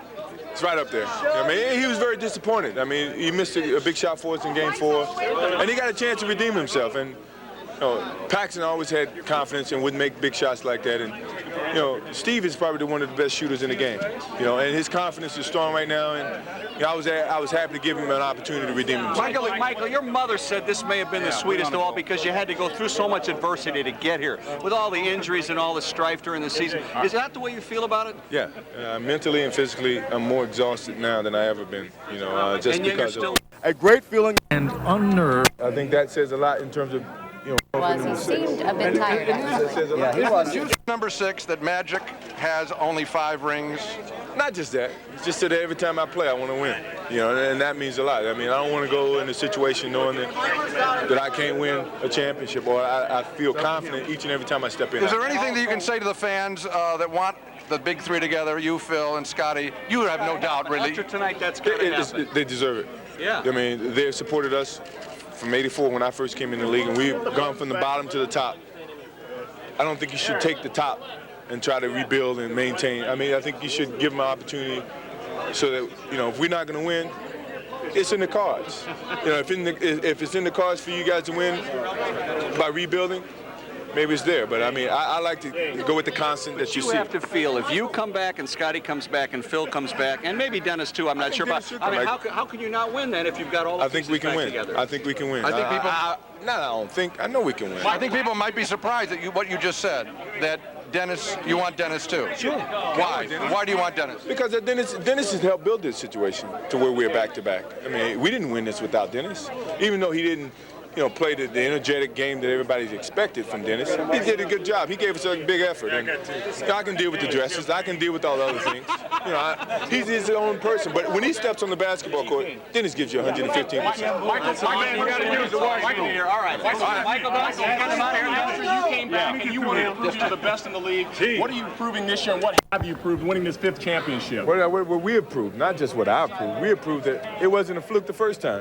Congratulations. Just like we said last year at this same spot, congratulations. That's great. We do this. This is great. This is a great repeat, and I'm just so happy. I'm happy for the fans. They came out tonight. Our fans were better than Utah's fans tonight. They were great. And, you know, you try to make your team as good as your fans are, and tonight the fans were great, and we played great in the situations when we had to, and I was just so tickled pink with our guys and the way everything happened. It happened just about as great as it could have. I mean, Michael had his... No cries of injustice. He was able to find rage. We may not, as a society. Steve Kerr. Finals guest. That's all for now. Let's go back to the tower before we get crushed. Players, and they got the lead. That's all I asked. Great, because that's the kind of thing you want to do in an organization. Steve Kerr, when he got the ball in his hands, I knew he was going to win. Yeah. No wonder you win. Two things to remember. Always pay your taxes and never bet against Michael Jordan. Okay, we'll remember that. Do you look in the rearview mirror and smile at yourself? What do you do? We will, or I will, speak for myself. And I felt that this is a good beginning, and hopefully we can have a good ending. And when I made that shot, this is a good start. And take some of the pressure from some of the young guys that we only need 3 more games before we can win it again. And your next big shot, Have you talked to President Clinton? Not yet. I don't know. I'm going back and talk to my parents and my wife. Congratulations, Mike. Congratulations, guys. We got to give you some room. Keep going. President, I'll see you. Bye, Michael. Congratulations.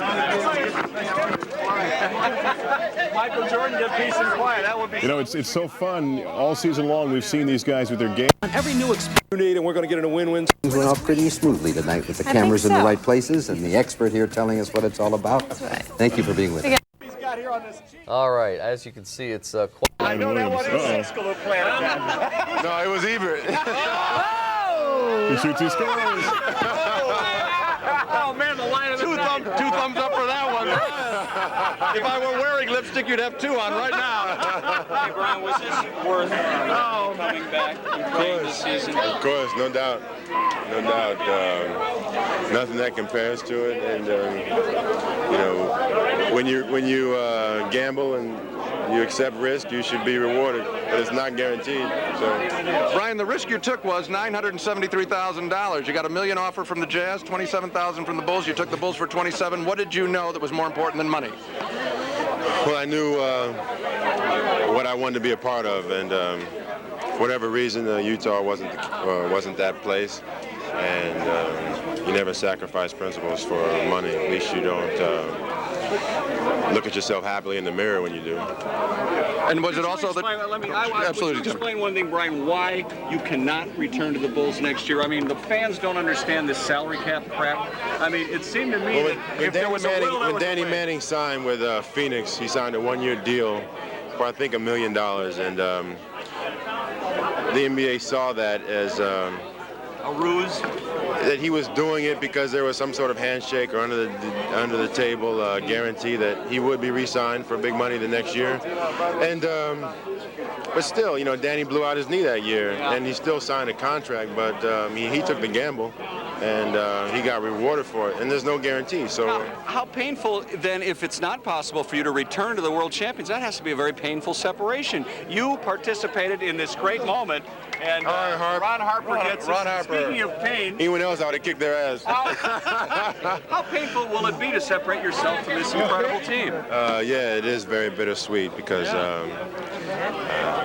tonight when I take this jersey off, it'll be the last time. Wow. So Amazing. it's just the way it is. But you played on some now you have one thing that Charles Barkley never has, and that's a ring. That's right. So therefore, and I doubt Charles ever will, unless he comes here next year, from the minimum. Yeah, you're the great teacher. Brian, there's talk that they might vote you more than one share. A share would be worth approximately $150,000. Have you heard that rumor? That's Brian Williams. That was something that we did talk about when If you can't, because I was giving up a lot. And, you know, no monetary amount can replace, you know, the validation of being a winner and a champion. And how about the Monster Slam tonight? That was as ferocious as I've seen, certainly by you. Well, I was ready to roll. I really wanted to take it from there and, you know, go all out. But, you know, it was obvious that this game was going to be close, whether we liked it or not. How do you explain Karl Malone? Brian Williams, let me explain a couple things. First of all, the lipstick on his cheek when he knew that the affections of Gene Siskel. And also, he talked a little bit about, you know, I remember some balls and the wherewithal, the know-how to win games. I mean, you might be a very talented player and one of a cog, but you don't have the leadership and you don't have the, all right, hop on my shoulders and let's win this basketball game that Michael Jordan has. And it's evident. I think NBA was just trying to throw the dog a bone and give him the trophy because they don't know if he'll ever be close to it again. It's probably the last. You know, the sunset is fading on both Michael and Stockton and Malone's careers, and you don't know how much longer they'll be at the peak. Brian, after that slam dunk. In the short time you were here, the fans, of course, grew to love you, especially for the way you performed in the finals, and we appreciated the fact that you always gave us something interesting to talk about. Yeah. And we're going to miss you deeply. I'm not saying that from my heart. When I come back, even if I have on another uniform, I'm going to come here and smile and laugh and give everyone hugs and kisses and just for those 48 minutes, I have to forget that, you know, I really have no words for how much it's meant to me. So, And if you come with the Vancouver Grizzlies, you're not going to have to worry about this media zoo all the time either. You're going to get a little peace and quiet. That's true. I'll be the sentimental favorite, but that's about it. You played on some bad teams before, Orlando, Denver. Is we there went now to the playoffs in Denver? We did all right. but nothing like this. Orlando and the Clippers, you know, it really shows you like why you play this game. Well, what are you here for? And about Give you an increase. Talk about making. gave me the ability to make the here simply for the fact of winning and not for anything else. I was going to say, is there now a certain appreciation of winning more than you had prior to coming here? Certainly, and you know what it takes. You know how hard it is. You know what kind of mountains you have to continually climb and climb over it again. So that really it shows you the importance of learning these lessons from such a group, and you can take that to another team. You can, and of course, it elevates you as well. Do you think you will ever play with a cast of characters like the one you played with the last 2 months? I doubt it. I really doubt it. From Robert Parrish to, to Michael to Scotty and Dennis, and everyone is, everyone really works hard. They pull their load. They're humble guys. They're talented guys. They accepted you too. That was something you and I talked about, and you were a bit surprised that they accepted you with open arms like they did. Yeah, I mean, I think they saw that I came here, to work hard, have fun, and take this seriously. It wasn't like along for the ride to, just try and win a championship and not be a part of it. I really wanted to contribute to this team, and I hope I have, and I hope, when people say that if I had gone to Utah, it would have been a toss-up of who would have won this series, and I hope they mean it. That's really flattering. Maybe Utah would have won if I had gone there. Maybe not, but as it stands, I'm a Bull and I'm a champion. As a gift to yourself, will you now go out and get that plane? I know that you love to go out and fly. Will you get your own plane now? I don't know. I can't talk about that right now. Brian, in a way, what you're saying is that you could be, and not being silly about it, most valuable Radio here in town. Down considerably from our date. That's good. That plays on. Yeah, not a thing. that surely we needed the boards. They had a rebounding edge, even with you, in 4 out of the first 5 games, and not tonight. And we put you on the other side of the court, and we're in trouble. You know, I tried to bring a lot of defense. I tried to fit into the mold of, you know, what this team was about and blend in. You know, it's not easy, and it's certainly not easy doing with 2 months to go. So I like to think that what I brought to this team certainly helped and contributed and made a difference. And, you know, you can always surmise and speculate of what would have happened if I had been somewhere else. I know Pat Riley didn't want me to come here. Yeah, that's life lessons in making choices not for money. Can you talk? Linda, Jerry clears the. There's a real story here about the changing nature of athletes. People look at. Was awarded number 5 for the Chicago Bulls. Take a look. Can only be one champion. For ego, for money, or for you know, status. And, I only did this because I wanted to be a champion. I wanted to know what it was like.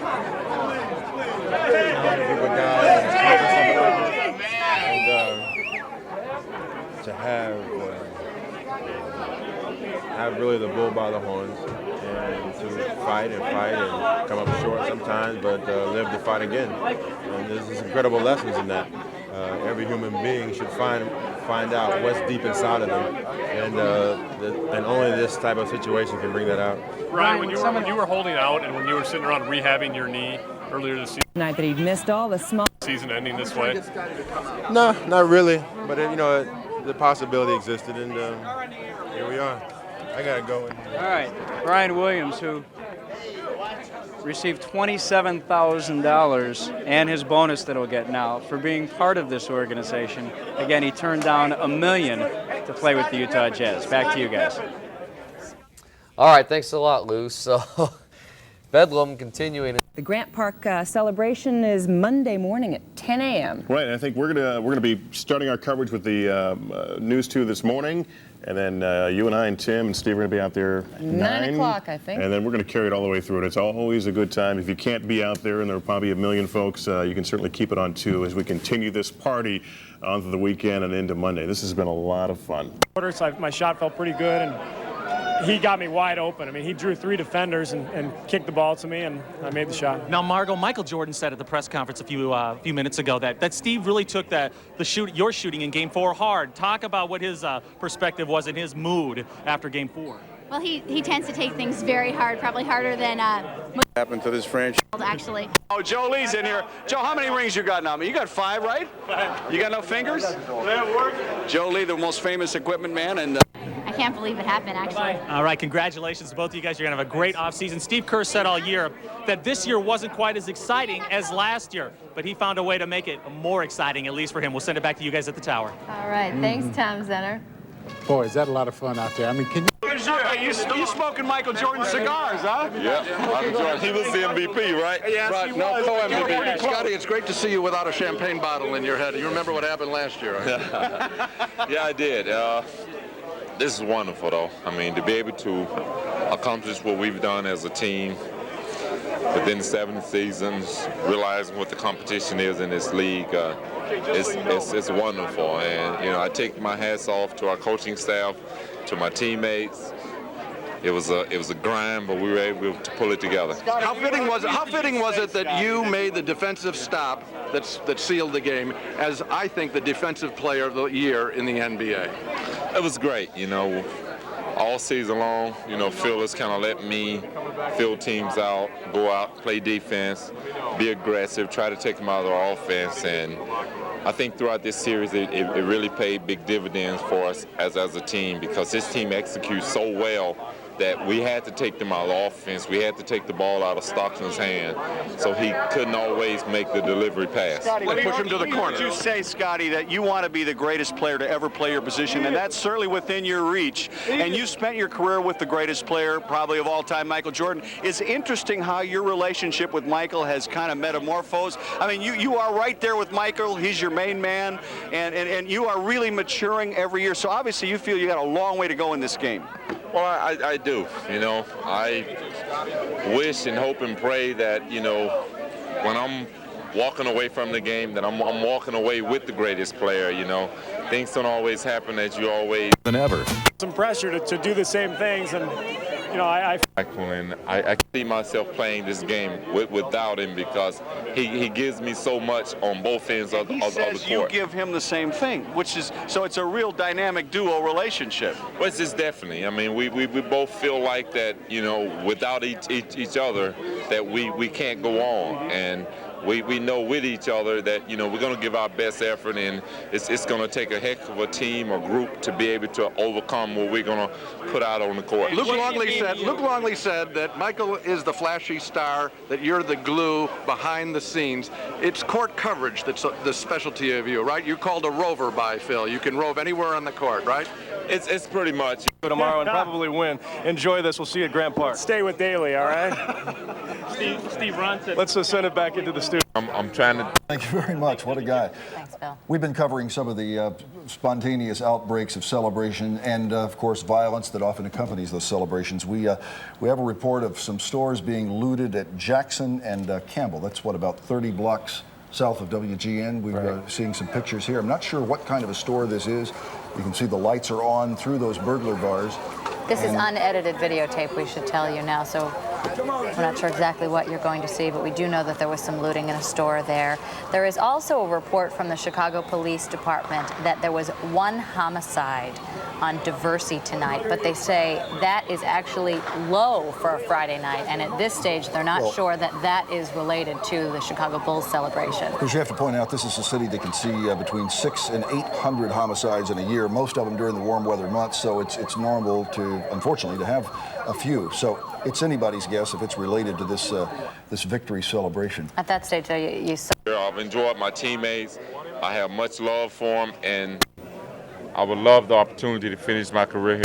Rosie. The vindications that you had, you know the raps that were on you. Couldn't hit a game-winning shot. Well, you hit two in these playoffs, right?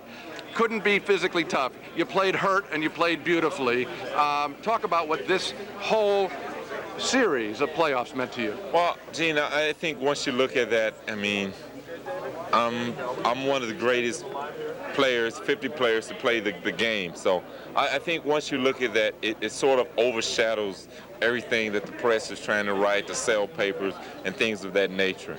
I realize what I bring to the game, and I know that I'm giving that type of effort night in and night out from a physical standpoint, whether I'm healthy or not. So it doesn't matter about how the media perceives me, as long as I'm dedicating and giving my best to my teammates and the coaching staff. Was this the most exhausting season for you in your career, Scotty? You know, I feel like that it would be worse, you know, after looking at going through the Olympics, a lot of players dealing with injuries here and there, and me having a championship long season last year and then going into the Olympics and having to come back. And the trophy ceremony, some great pictures.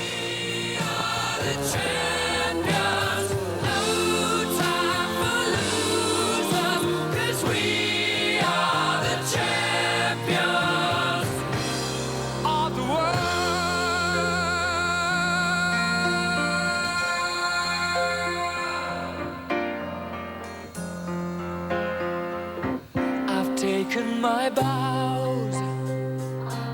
I guess it must be accurate. Yeah, I'm very happy. You know, I think my life is straight on the court as well as off the court. So I feel talking about that about way things are going, the direction that I'm taking. Hey, Scotty, Michael said that he was going to split his MVP trophy with you. Actually, he'd keep the trophy. He'd give you the card. What does it mean that he makes a gesture after winning your 5th title that he wants to hook you up like that? Well, obviously, you haven't been in the middle of practice. He changes cars every day, so I'm sure you don't have any room for the next vehicle. But You know, Michael's a great player. He's always been there for me. He's been like a big brother for me, and we have that close-knit relationship that, you know, we realize what it's like to carry a basketball team. We deal with the frustration, we deal with the happiness, but all in all, me and him, we have mutual respect for one another, and I think he realized the value that he brings to me, and I realize the value that he brings to me on the basketball court, and we feel like that no one can beat us if you surround us with the right players, because we're going to give our best, and we feel like that no one can overcome that. Scotty, congratulations, Scotty. It's not too late to dunk Gene, Scotty. I mean, if we're going to break away right now, Scottie Pippen so eloquently summing up his feelings about this season. Business is. Would it just crush you if you weren't wearing a Chicago Bulls uniform again next season, Pip? Oh, sure. I mean, I would be lying if I say that I don't want to be here anymore. I mean, my heart lays here, my family, my friends. Welcome in Choice Heights, San Diego. Have been able to do that. I think one of the magnificent locker room. And we are too watching. It's a lot for me to continue my career. I've always put myself in the position to try to maintain my job, my position, and hopefully I can continue that. When did everything... Though the two Jerrys right now have no choice but to keep you, Michael, and Phil, and make you all pleased with your contracts? Well, I mean, that's not our decision, but it would be a dream. It would be something that we hope that would happen, but you never know. I mean, management have to look forward to the future of our basketball team, but on the other hand, we deserve our opportunity. Fellas, that's about it. We're going to move in now. We just get more. Give us 2 more. All right. Chevy has...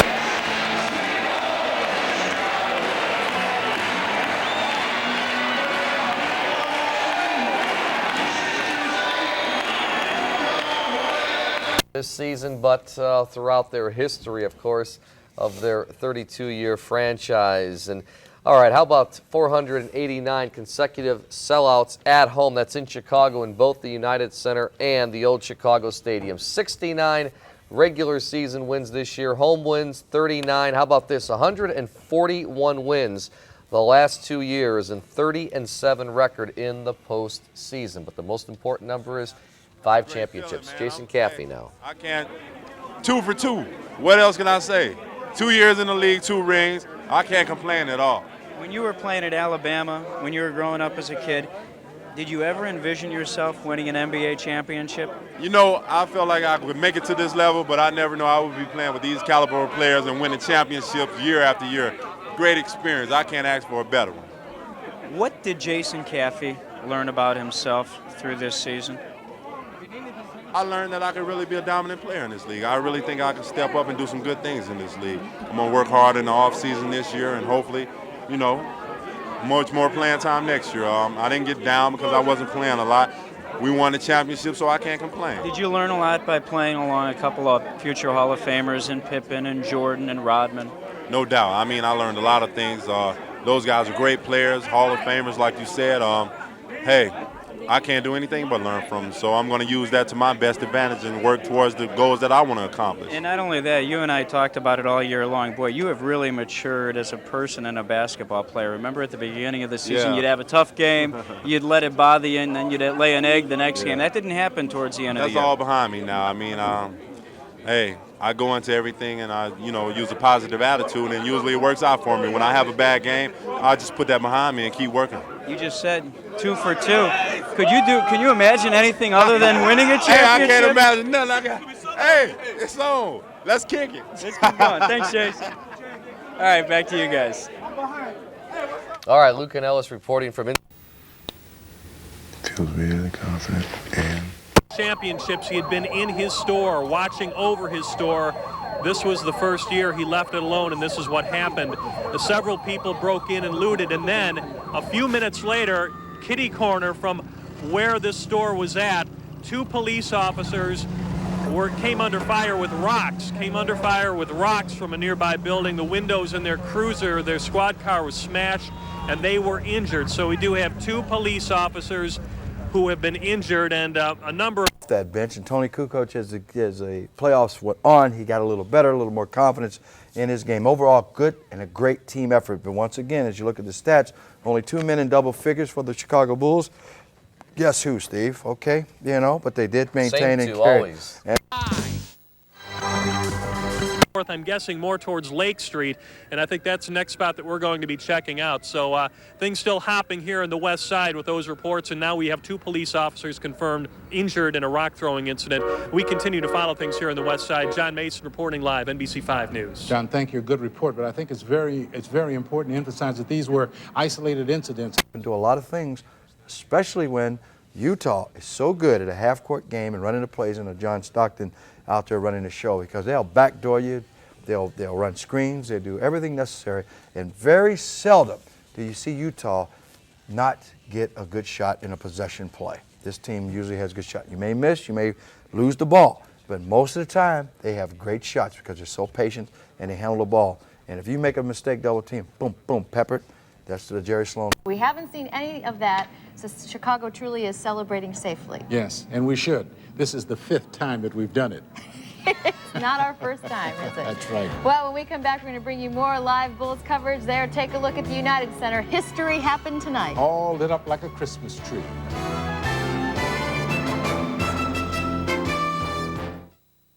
The whole year was hard. It was a grind all year, unlike last year, which seemed to flow nicely.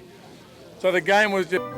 I think about that, about my family, 200 people at work. 2 other guys, and left me a little bit more open, and I was very relaxed too. I was pressing a little bit in Utah, and tonight I was more relaxed and the shots went in. Did Phil Jackson challenge you? I know he said a couple of things to us the other day about Stockton pushing you around. Did he challenge you? He challenged me before Game 5. He said, you know, if Stockton's going to try to push you around, you got to bust him in the chops. And you know, we got into it a little bit last game. He's a very physical player. A lot of people would say he's a dirty player, but he's also a fantastic player, and it was a tough matchup. And he dominated me during this series, but at least I got the last laugh, I guess. This has been quite a year for you. Arizona grabs the national championship. You win another NBA title. Which is bigger in your mind for Steve Kerr? Well, obviously this is bigger because I'm directly involved. It has been an unbelievable year. I won the three-point shootout as well. I mean, I couldn't have asked for a better year. And you know, watching Arizona, my alma mater, win the NCAA title, I'm afraid to do anything else now. I think my bad luck must be on the way somewhere. You have a horseshoe. Thanks to a big screen set right behind the orchestra. So everybody... I wouldn't say either one's better. Last year was so incredible as well. They're both fantastic moments. Allison, we said we were going to do this if we won the championship. Yeah. I have your cigar for you. And folks at home, these are chocolate. Chocolate cigars. So kids, only chocolate cigars. We get a chance to eat these before the night is over. Yes. And I hope we do get a chance to come back and celebrate a Game 6, as Michael has already foreshadowed. That's right. I love that Another championship. Now, there's going to be a replay of this at, what, 3 o'clock in the morning, 3 o'clock this morning. So here are some programming notes for you. Is that 3 o'clock this morning, if you want to watch the Bulls win again, which I think would be worth it. I think we'll do it. You can set your channel or your VCR right here to NBC5. The Tonight Show will follow this, followed by Late Night with Conan O'Brien, and then, again, the replay of Game 6, 3 a.m., and watch the Bulls become world champions once again. Yeah, a second time, a replay of it. Are we going back to John Kelly at the United Center? Let's. I'll take the shot. Well, Warner, what an amazing night. The Bulls wrap up their 5th title in 7 years. And Tony Kukoc just walking out here, getting the round of applause from everybody who's waiting, smoking the victory cigar. And the Bulls just tonight, really, what a season, what a finals, what a playoff. The Bulls working for everything they had. And a little while ago, actually about an hour and a half ago, I guess, the Bulls out on the court celebrating with that sweet golden trophy. And Bud shot in one game as big as it is. Confidence carry. PG-13 starts Friday. Where would you serve this? At Jack's Firehouse? I would serve it at Jack's Firehouse. Now you step up. Now, as Michael said, wants to make sure that Jerry Reinsdorf and the rest of the owners put together the... Right about a year ago, almost in this exact same place, we had a great interview, Lou. Yeah, it was an interview that I heard about for the next 6 months. Me too. All my boys back in Philadelphia and Pennsylvania area were busting my chops for the whole summer. But it's a great thing, though, isn't it? Isn't this unbelievable? Boy, this is a long time since those days with the Mavericks. Oh, this is huge. It's a lot of fun here. I'll tell you what, this is an outstanding team to play on. And unfortunately, I couldn't play. I feel bad about that. But to watch guys out there tonight in Game 6 and guys come off the bench and provide a spark and a lift for us. Tony Kukoc coming out, Judd Busher coming out, hitting a three-pointer, playing great D. And then Steve Kerr at the end hitting a jump shot to win a game. It's outstanding. How fitting is it that the bench was maligned throughout this series? Everyone for sharing this wonderful celebration that I know Chicago will never forget. You And know, Warner, thanks for the cigar. Allison, Best I've ever had. This is the best-tasting cigar I've ever had. Really good. They're your chocolate cigars. Good night, everybody. Thank you for joining us. Well, the question was, would they come double Michael Jordan? Stockton game. Steve Kerr, reminiscent of...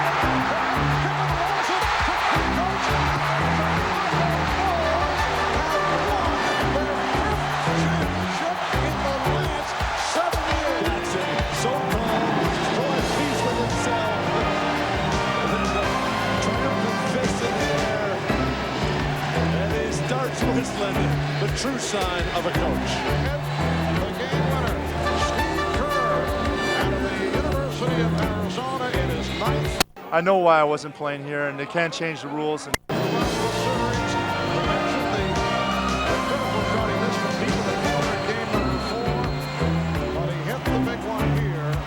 Well, it was 2 games ago that Phil Jackson challenged Steve Kerr to get much tougher and more physical defensively against John Stockton, telling him that he was going to stay with him if he gave it to him at the defensive end. In Game 5, Steve Kerr got taken up with Stockton on a couple of occasions. In fact, getting it technical, but that big field goal by Steve Kerr has to make him feel very, very good. Well, this capacity crowd remaining. We have lots more to come. We'll be talking to some. I'm gonna get drunk tonight. Very drunk. Since I don't have to drive. Chief, was this worth it? I know Jerry Krause pulled you out of retirement. Was this well worth it? Oh, without a doubt. This is the fitting ending to a fine year. What about a fitting ending to a unbelievable career for the Chief, Robert Parrish? I have to agree with you on that too. Really? I'm definitely leaning towards retirement. I haven't made a definitive decision yet, but I'm leaning that way. And I think this is a fitting way to end my career, if I decide to do that. The obvious question from the fans is, was Robert disappointed he didn't get to play in the NBA Finals? No, not at all. I wasn't disappointed at all. I've definitely had my glory. I've been in the limelight for a long time.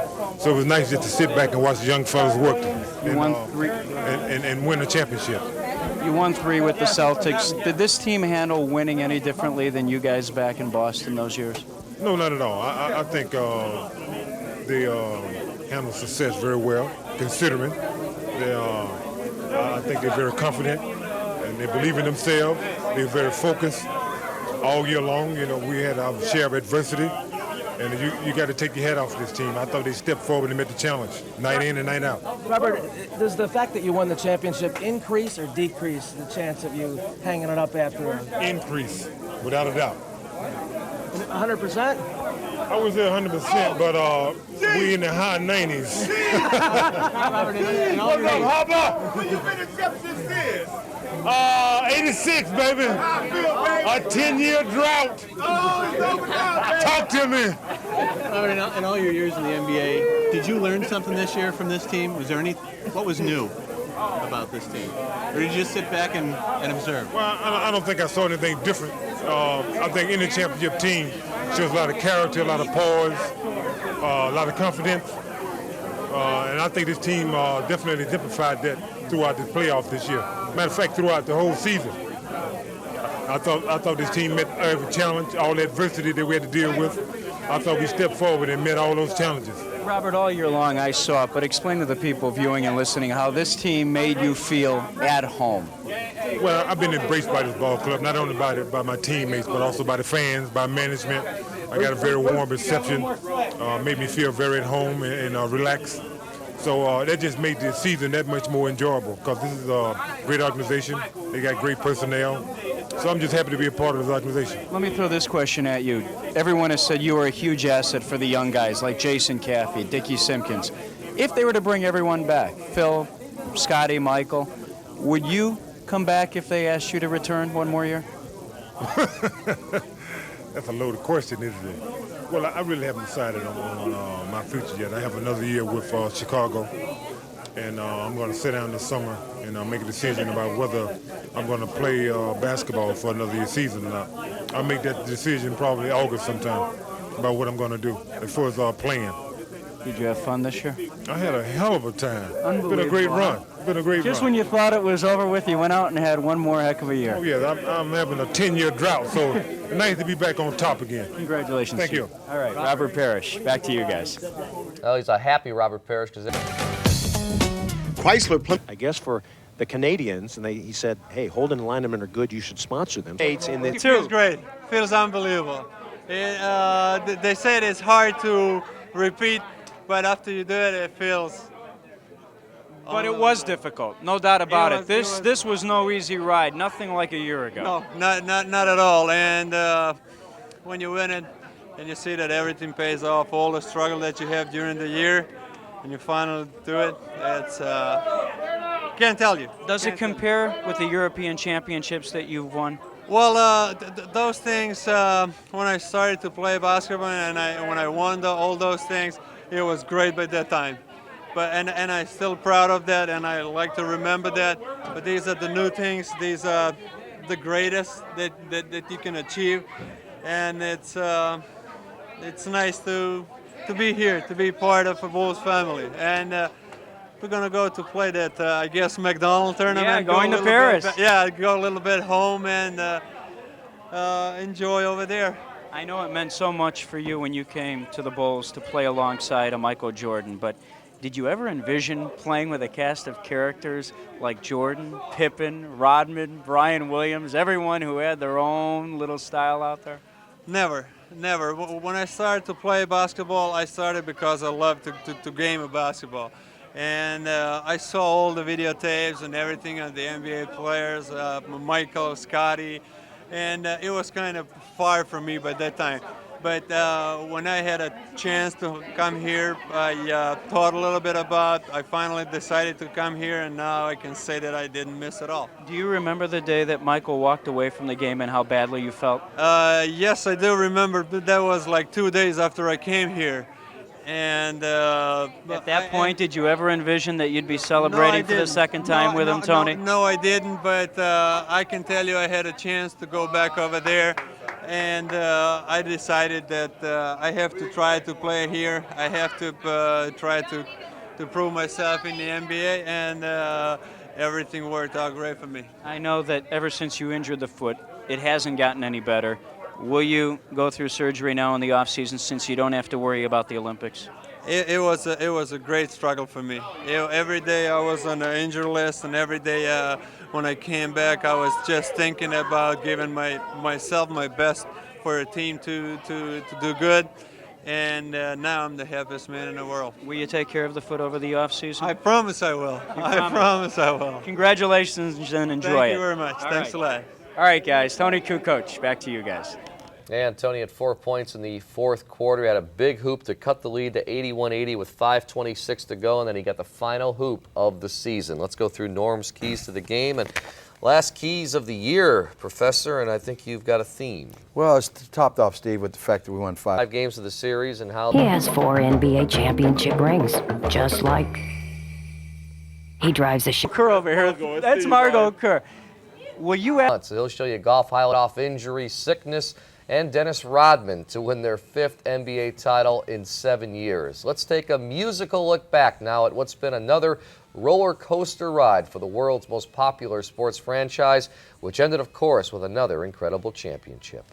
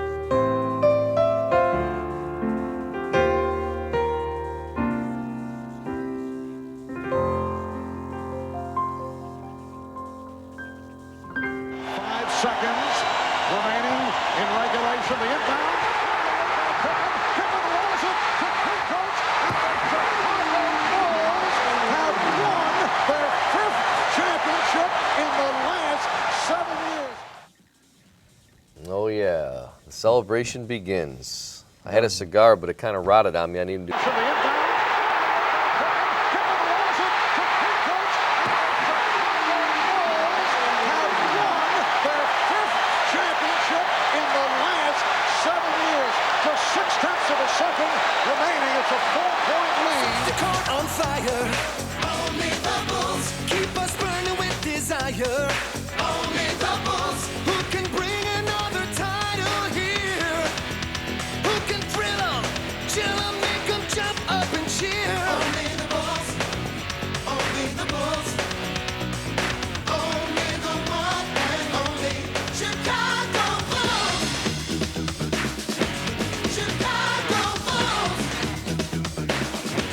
Good morning, Chicago. It's the 1997 Bulls Championship Rally right here on WGN. I'm Steve Sanders, and I'm joined by my colleagues Allison Payne and Dan Roan. Hey, good morning. Steve. Maneuvering to get around Dennis Rodman, who's blocking the way.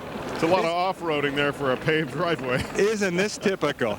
You know, I've driven in these Humvees in the sands of salt. I'm not sure you've got windows that'll open in these Humvees. Yeah, here we go. There's Dennis Rodman.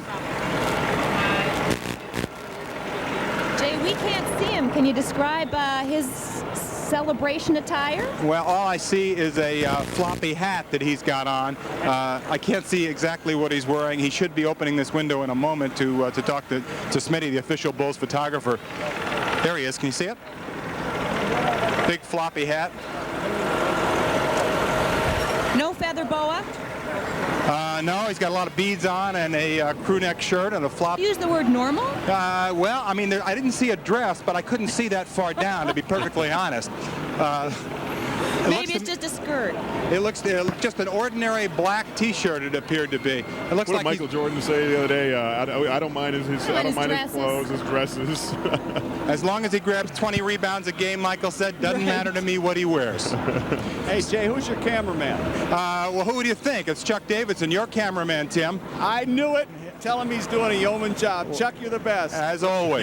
You're working him like a rented mule out there, Jay. Well, only the best.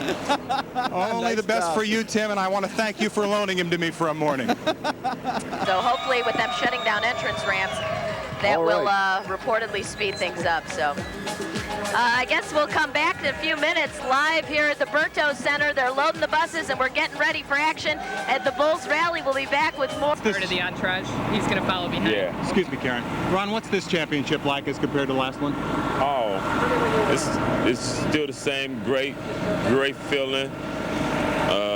You know that you set goals all season long, and well, here it is for the fifth time in the Hollywood. And we did a very fine job. Once again, you came up big in the finals. You had trouble physically a little bit during the season, but in the finals, you came up big for the team. What does that mean to you? That means I know when I should play and when I shouldn't play. I shouldn't play an 82 season game, but I should play in the last 15. But you play them quite well.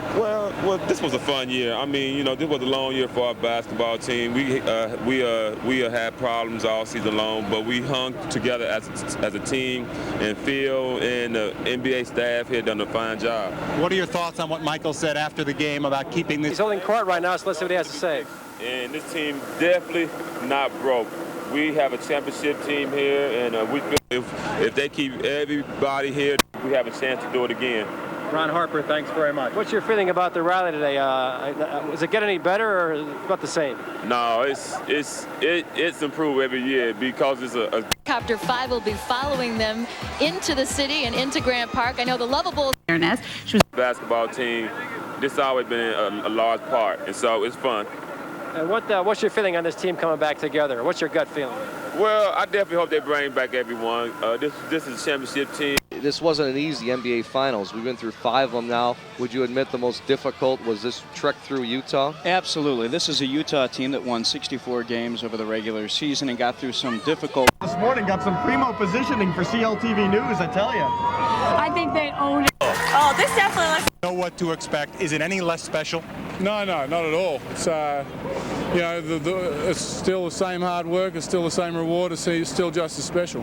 Now, Michael spoke for the team, I would assume, in his 3-minute and 19-second plea on Friday night after the game about keeping... You got a second? Talk about the celebration, what it means for you. This is obviously a big moment for you, the first one. Yeah, well, the moment's over. This is like, all the residual stuff. It's cool, but, Friday night was all the excitement. This is everyone to show our appreciation as well as ours for the fan support. I'm just so tired after this weekend. It's been a rough weekend, huh? Yeah. A lot of celebrating? I might have gotten 5 hours of sleep all weekend. Well, enjoy this celebration today, and it's bittersweet for you because you aren't going to be here, right? Yeah, as it stands, no. So. Okay. Thanks, Brian. Okay. Here's Dennis Rodman coming out right now. See if we can get a bite with Dennis. How do you feel? What does this championship mean to you this time? I can go out and just, I can just feel good about myself that we won a championship. I was a part of it, and come on, hurry it up. But we had to earn it instead of had to just walk through it. What does Michael's plea about keeping this team together, even Dennis, mean to you? Well, I feel like a stepchild. Everybody's got to plead and keep. What are you going to say today, Dennis? I don't know. I'll keep it clean. Okay, that's Dennis Rodman, and there's the rest of the Bulls getting on the bus. You saw Bushler earlier, and I'd say it's kind of a madhouse here. Okay, we're going to go up to I'm waiting for Michael Jordan to come out so we can get a shot of him before I throw it up to Robin Baumgarten as we mill around here and see who else comes out. I think Scottie Pippen is still onto the bus a moment ago. This is the time when, let's see, And hey, let's get ready to rock! I thought there was only traffic, Steve, on the way into the United Center for a game. Salary situation. Yeah, this is the Grand Park Rally, and that's a little bit different than let's get. Jordan, Pippen, and Rodman might be driving in their own vehicles following the buses with that police escort that they're getting. Well, it'll be interesting to see if Rodman and that. Brian Williams, want to talk with? Yeah, right now I got to get on. Hey, Jay, we should wave at least all the other media off because Ray Clay just came up to the podium here and after you get behind. Bulls are running a little bit behind schedule and there was a lot of people weren't too happy, so we need to get the Bulls on those buses and get them down here. Are you implying that I'm holding them back, Linda? No. I said waving off all the other media, Jay, because we want you to be the only one entertaining. Michael's moving on now. There goes Michael. You can see him in his car heading down the way with an escort as he moves on. Obviously, he won't be the only one to drive in his own car. I think I saw Dennis getting back into the Hummer that he arrived in as well as they go on. But it won't be long. We should be getting underway here shortly. We're going to take a break, and we'll be back at Grant Park with more of our Here's to the Bulls celebrations.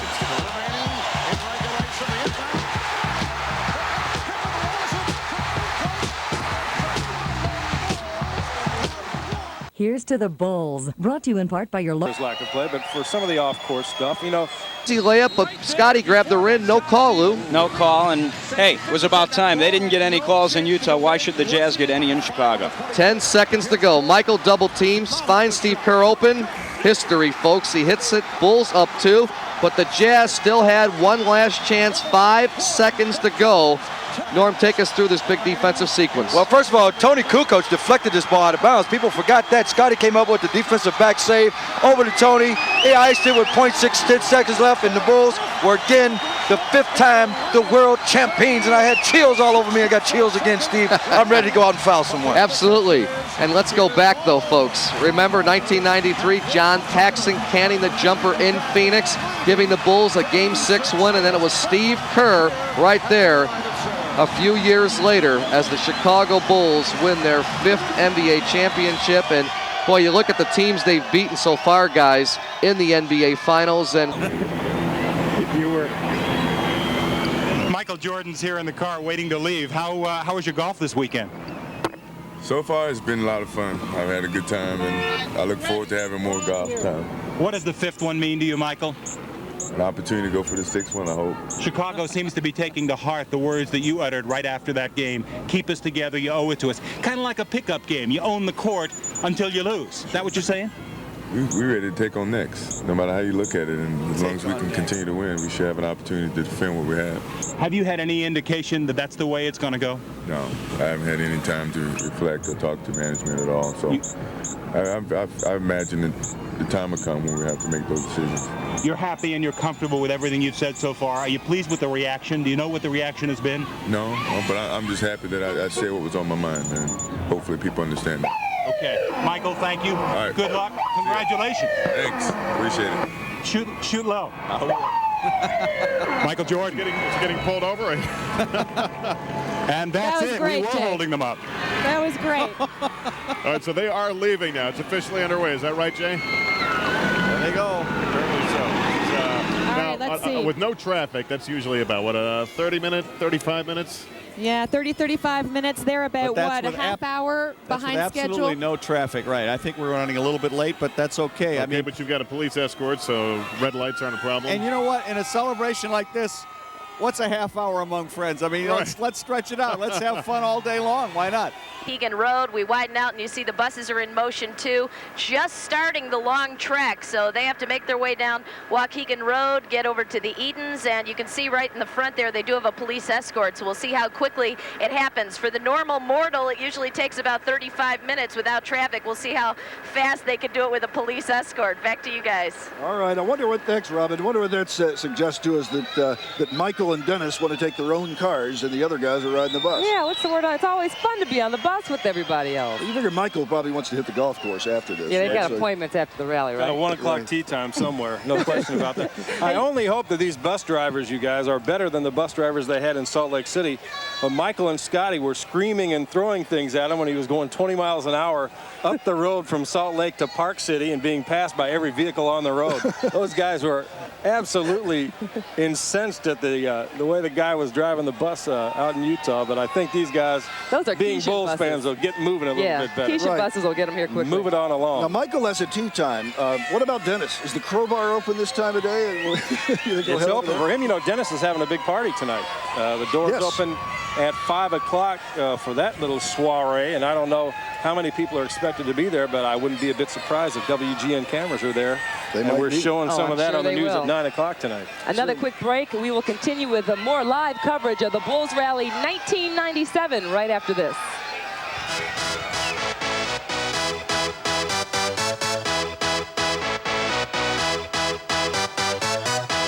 We get further in. There we go. We just double. Bulls cam live in action. Take a look at that. Hummer right in front of him. Michael Jordan trailing a Deerfield squad car. Rest of the team families, and also the management personnel and the two buses following up behind there. Ron Harper's car also way in the back there. We don't have that on camera yet, but we will coming down onto the Edens Expressway. We're going to follow the motorcade as it makes its way down to Grant Park, and we're going to get into a better position here out on the Edens Expressway and show you some close-up action as the drive after 5 gets underway. Lester, Linda, back to you. Drive after 5. I don't know if you know the answer to this, Chris, how these guys rate, who gets to Well, drive Michael's themselves. playing golf. You know Michael's playing golf, and he's not going to wait to go all the way back on the bus. He's got his clubs in his car, and he's going right out probably to the Merritt Club after this. Ron Harper, everybody. Players get a little better treatment, though, in terms of transportation.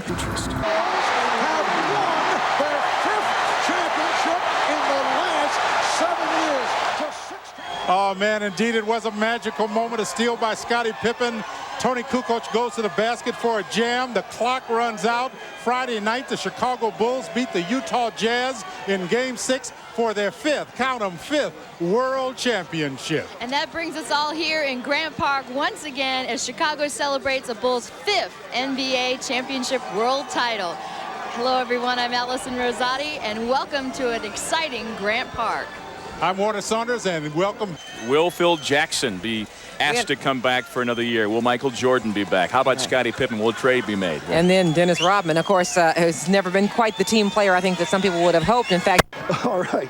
Thank you, Robin, and welcome back, everybody. I'm Steve. Thousands and hundreds of thousands are on hand, crowding the Petrillo Music Shell, waiting for the world champion Chicago Bulls to come out. Steve Cashel back with Y el partido estaba mucho más entretenido, había mucho más trabajo de ambos equipos, atacaban unos, atacaban los otros. New Chicago.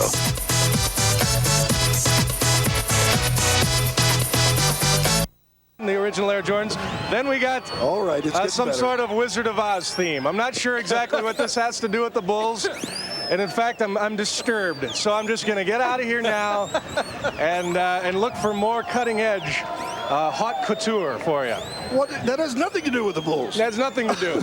Maybe a big fan of the Wizard of Oz. You know, it's something for everyone here. Hey, Bill, we love your outfit. Oh, you always look great. Thank you. Thank you. All right, let's. Is the concern of a Jerry Reinsdorf and a Jerry Krause. I think if it was easy and they... Is Michael Jordan for president, Scottie Pippen for Secretary of State, and Dennis... But Reinsdorf is not one to gloat about his success. I don't think... We got glasses. Mike wanted to pay me off. Well, I think it would be great if the Bulls could... Over to the Lakeshore Drive almost. And if you look all the way around... Pulled out of the Berto Center. Usually takes a normal person about 35 minutes to make it from Lake Cook and the Edens all the way in to downtown. That's without traffic. We'll see how fast these buses move with the police escort. As we tilt up a little bit, you're going to be able to see, well, they're just approaching Willow Road on the inbound Edens now, and traffic's moving fine, so that's good. Of course, it doesn't hurt that they have a state police escort, and you can see Michael Jordan driving by himself there right behind the state police vehicle, and right behind Michael, Dennis Rodman in his Humvee vehicle. As we tilt down, you'll be able to see that. Why Mr. Scottie Pippen's not driving alone, we're not quite sure. Maybe he wants the camaraderie of the bus situation. We're not quite sure. Anyway, let me reiterate that the state police are going to be blocking off entrance ramps to the Edens and to the Kennedy south of Peterson on the Edens, and then from Montrose all the way in to the junction sorry about that. From Montrose all the way into downtown as the Bulls make their way in on the Kennedy, and that's usually treatment only reserved for the likes of statesmen and the president. Championship rally after these messages. Prácticamente se estaba decidiendo en este encuentro. Este fue el juego clave, este fue el juego importantísimo, porque en este juego se definía quién se iba adelante, quién era el verdadero campeón. Y los Toros habían United Center enfermo, recordemos, sacó fuerza de flaqueza para ganar el partido, para motivar a su gente. Jordan, con toda la enfermedad encima, con esa fiebre estomacal, salía adelante para, con este tiro, en los últimos segundos, terminar 90-88 y darle el triunfo y el respiro a sus compañeros, porque de ahí iba a ser, miren cómo estaba el hombre, cansado, así estaba, muy cansado por la fiebre, y sin embargo iba a hacer 38 puntos en la noche y le iba a dar el triunfo a su equipo, le iba a dar, como nosotros lo decimos, el triunfo. The players themselves, most of them are driving themselves. You see the Humvee just ahead of the two buses there. Dennis Rodman's in that. Michael Jordan's ahead of that, his black Mercedes-Benz. They're all headed here to... Apologize to you in front. We're here with the Bulls fans, the true fans here, the VIP section here. These guys are all decked out. Everyone's looking a lot better than I am, even though I'm wearing the suit, because they got the stuff, the colors of the day. My man, you got a picture over here. Check this out. Can you show the camera right here? And it's supposed to be Dennis Rodman, but the rain got into him first. That's some impressive stuff. He's got a hand-drawn painting here of Dennis Rodman. No longer looks like Dennis Rodman because Mr. Rain did something bad, but it's still a proud picture. What do you think about next year? Are we going to keep everyone back? Yeah, if Krause and Reinsdorf do the right thing. The right thing is to keep everyone back. Yeah. Come up with the money. Well, Mr. Van Neer may disagree, but that's okay. You're our expert for today, all right? Congratulations, 5 championships, 7 years. Folks, let's send it back up there. The camera's there, but Chris doesn't have his ears on, I guess. It is a very... Rodman driving downtown, getting here to Grant Park, the Petroleum Music Shell. Courtesy of WBBM Bulls Championship Rally, still to come live here on Sports Channel. I'm up here for a little update. Traffic is still snarled. The Bulls are close. We don't want to start the show until the Bulls are here, right? That's why everybody's here. You want to see me. You want to see the world champ. So please hang loose. We're going to start in just a few minutes. You know, we'll be right back with more after this break.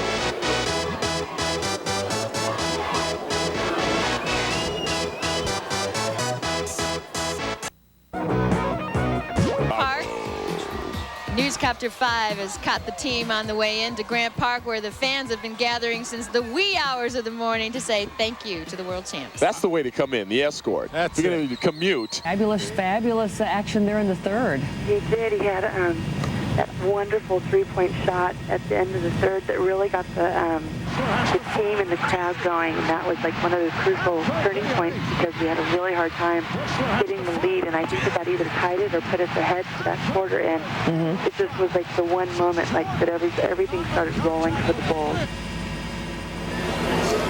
There's a team, I think they're on the Kennedy Expressway now. I see the express lanes. So they just transitioned from the Edens to the Kennedys. So I would think another 10 minutes or so they ought to be pulling into Grant Park. And Lindsay and Margot were in those buses somewhere. What a great thrill that has to be to have your husband contribute like that and then come down and face it. Y'all ready for this? It's Bulls victory, the Grant Park celebration. Now, here's Mark Giangreco. Hi, everybody. Welcome live to downtown Chicago, blanketed by a huge mist, but we do have a ray of sunshine peeking through. Even if it were pouring rain, I think we'd have a big sunburst right down here on stage.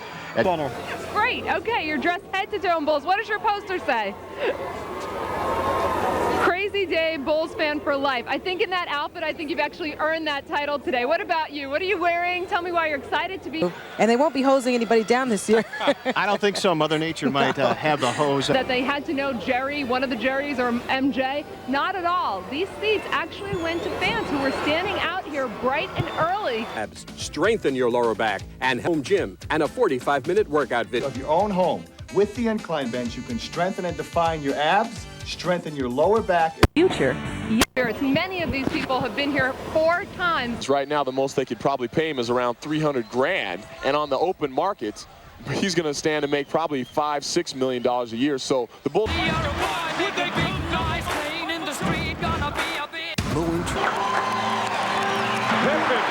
to Jordan, time winding down for the win. Yeah! You can't believe it! He does it again! Michael Jordan! Oh! The rebound, Dennis Rodman. Scottie Pippen on the rock. Oh, nice pirouette move against Corbin. Here's Michael. Oh, great feed to Longley for the chair! Michael Jordan. Oh, good. No, look, Scottie on the reverse. Nicely done. Dennis, take the three. Why not? The lead for the Chief, and he gets rewarded. Curry for 3. We joke about each other all the time about making mistakes, but on national TV, which is WGN, I think is national TV, he embarrassed himself. And I couldn't stop laughing. I'm sorry. Michael on the run. Pip. Scott.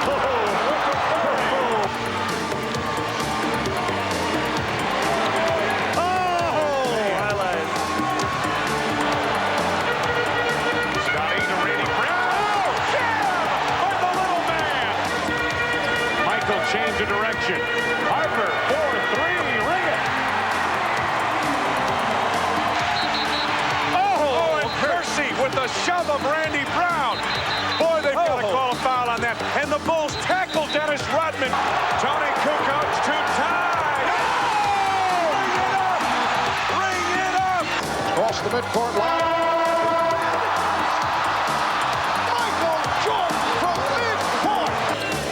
Trying to beat Bradley, stolen by Kukoc, the lead, Scottie Pippen. This should be easy.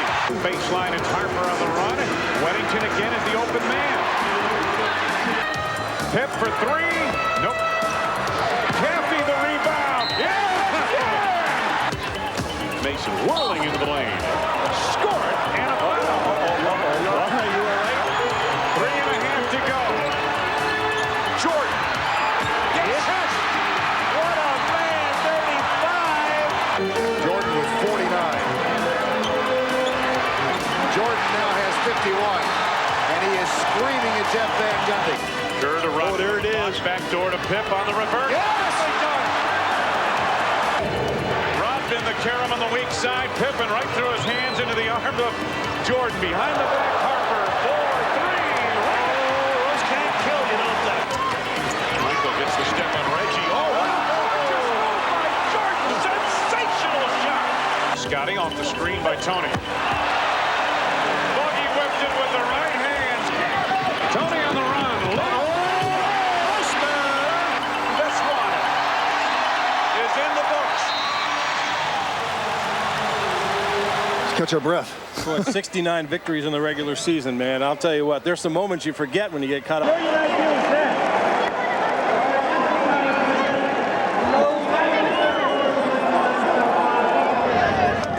Nice job by Chris Becker putting that piece together. A look back at some of the highlights from Game 6, the clinching win over the Utah Finals, and has done so now for 5 NBA Finals. The numbers of Michael Jordan throughout each of the Bulls championship years. And boy, they're all very Great one that we saw out in Utah was a picture of Dennis Rodman, and Utah fans getting a little bit restless, but they've been entertained by a man who does need a heart here, a longtime Bulls fan who's got a unique thing to show you.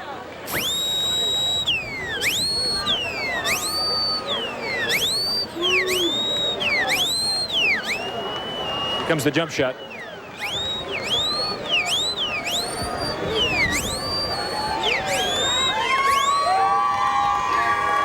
You know what? You can tell we're getting closer. The blockade of police keep pushing us further and further up. February 18th at Denver.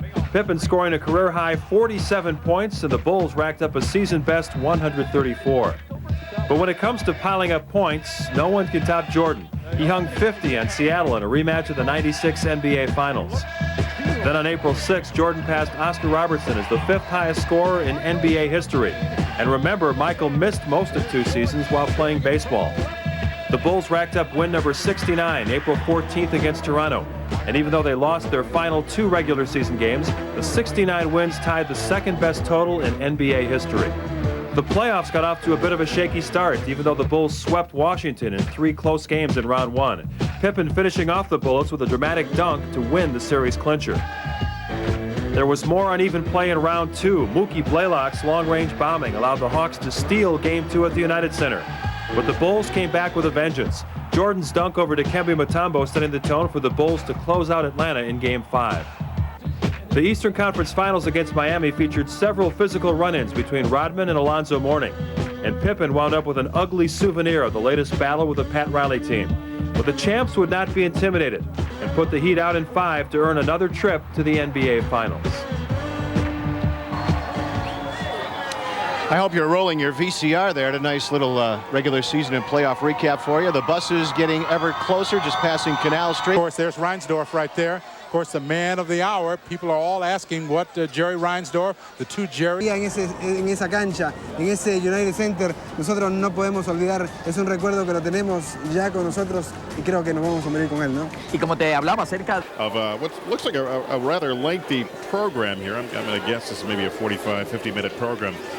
I've just been handed the official Bulls Championship 19 is the official one. They were passed out in the locker room after this. Yeah, those official, I guess. Yeah, that's the licensed product. $20 apparently. That's a look at it. Now, if we could just see the Bulls themselves, that'd be great. Well, we saw. The year was 1991. We saw an emotional Michael cradling the trophy, his proud father arms around his son. It was MJ's first Bulls championship. Championship number 2, and it was a love fest on the floor. And who can forget the three-peat in '93?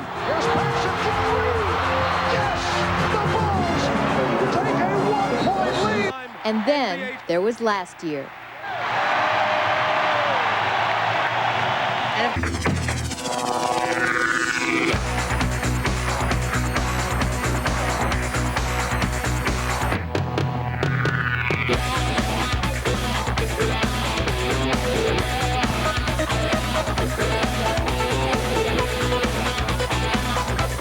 ABC 7 Sports, not just a bunch of bull. Party people!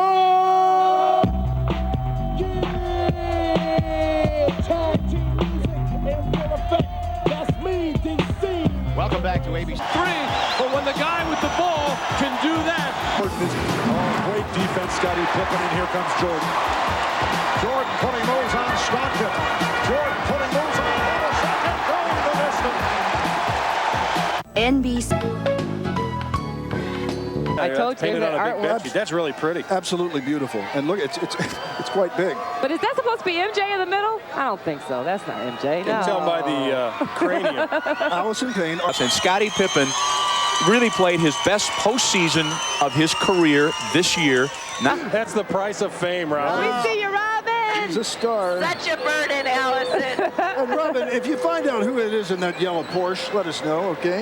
You know what? That is my next order of business as soon as these buses are in. Call the police, have them run. We're going to interrupt because the team has arrived at the Petrillo Band. I have a shot from our Newscopter 5. As you can see, the buses have arrived at Grant Park. So get ready for an eruption here amongst the schools. Okay. Exactly. I'll get right on that. We've seen a couple of players get off the buses, get wherever.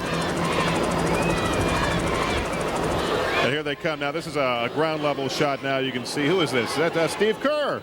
Steve Kerr? Sure. He's Scottie Pippen. It is Scott. You can tell by the walk. That's exactly who it is. And that ground level now, we're giving you some pictures of some of the family members walking in and on their way up the steps, getting on the stage. There's Eric Helen, one of the strength coaches, Jimmy Stack.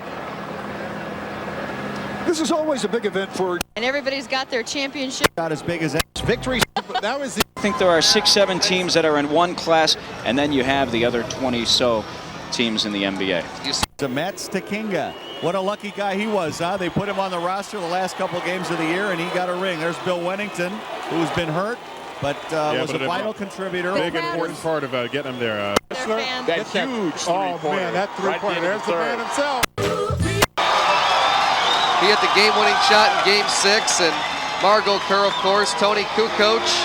Oh, it's good to see the players back, Norman. Oh, no doubt about it. I'm so happy for Kerr, man. You can't believe, because I know he struggled in the last couple years in playoff competition by way of what he does on one end, that's shots, getting that in, but it's... And that was really neat. You talked about the little kids out here. Tony Kukoc, when they won it, instantly put his son up there when they were up on the podium and celebrating. Think about it. Can you imagine? Oh, how... Rodman, there's Luke.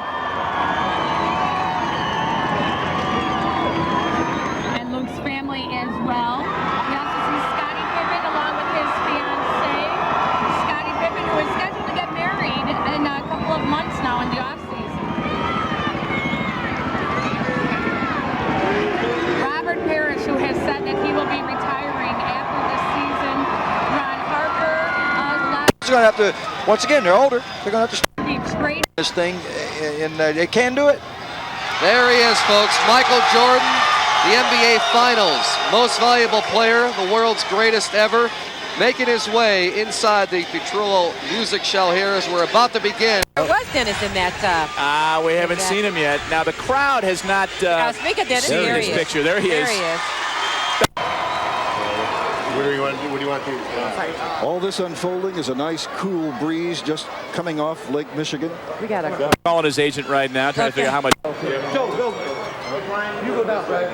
All right, Joe is on the phone. Calling his agent.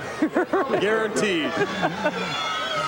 Let's talk Hey, about general managers, look at me. I'm up on the stage. I'm a world champion. And now the crowd has settled in. You got to expect they will. It's not an NBA wage. And he's worth... Walked away with 30. Even amazing. Scottie Pippen hurting a little bit, as you saw throughout the NBA Finals.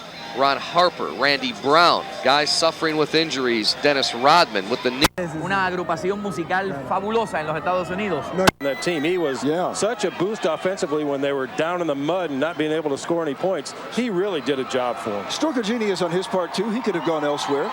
He knew that this team had the best shot. He wanted to play with Michael Jordan. He knew better. He wanted that ring. He played for $30,000. Is that right? And his dad was one of the Platters, is that right? Yeah, lead singer in the Platters. And he sings. I understand he sang at Rodman's birthday party. 23, 2 + 3 = 5. He was trying to enjoy it. It was more a relation. I asked him, "Are you going to take a sabbatical before you think about taking a sabbatical?" And he said, "You know, it's one day at a time for me right now. July 1st is the date when the real game starts." It will be about a 2 or 3 week process that will be heavily covered by us in the media. As we take a look at some of the players and administrative staff's families. And first title they were thinking. 93 right now. That's just. By the way, Luke Longley has a new book coming out modeled after Rodman's. It's called As Bad as I Wallaby. For the land down under. And there's a nice picture of our Chopper 7 hovering above. Be careful with those winds up there today, boys. Unfortunately, it cleared up a little bit because it was quite foggy down here earlier.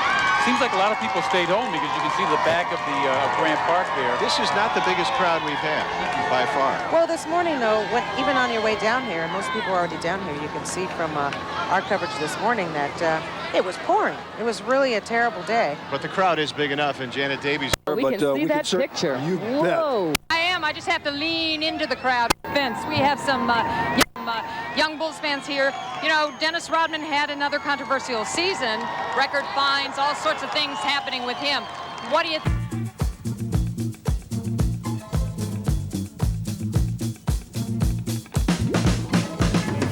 For the official announcer to come on stage and bring all of these guys on. Police Superintendent Bulls celebrating their NBA championship, their 5th in the 1990s. And that was the crew from WLS TV in Chicago. We'll be joining them throughout the course of the morning if you stay tuned right here on the ESPN News Network. Wait, please. Here's off a special. Here on behalf of the He doesn't give. Oh, we should tell you you're watching WGN TV. Chicago Bulls are here, and we're going to begin the.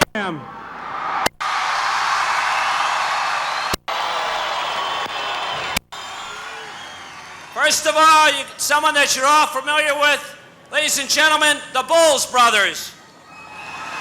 1, 2, 3.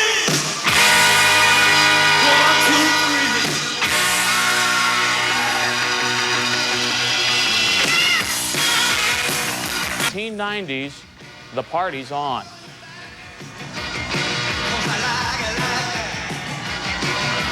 No more rain. The city celebrating the Bulls' 5th NBA title in 7 years. And yesterday, the White Sox...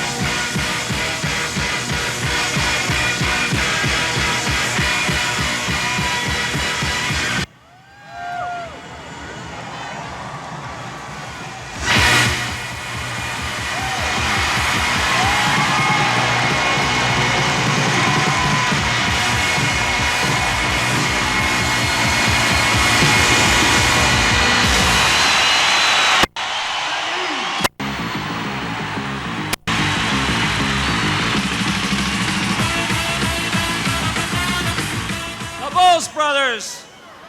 And now, a group that you've been waiting for, the Lovables.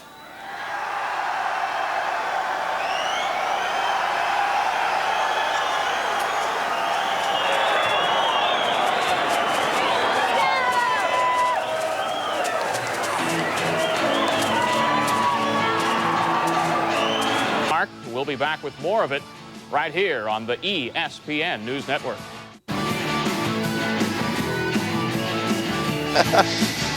Love it.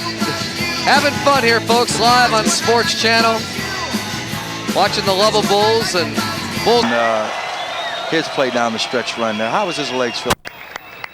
And now we have an original Chicago number by only the Bulls.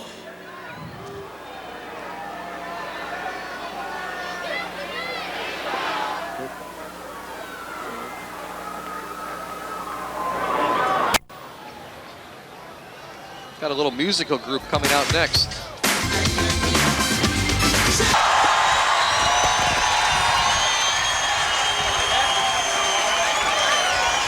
Well, they got the crowd revved up, guys.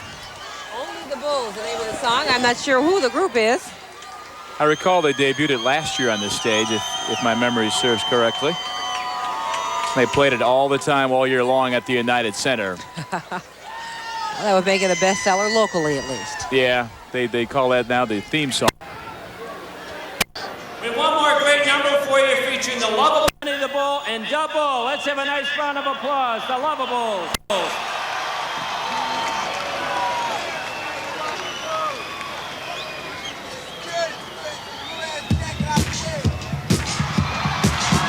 Oh, here's the most popular song of all. #1 song, would you say, on the charts? Absolutely.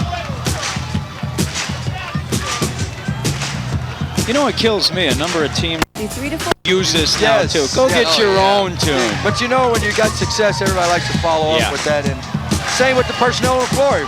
Magic with the big guard. Everybody started getting big guards. You know, and just like the opening lineups. Yeah.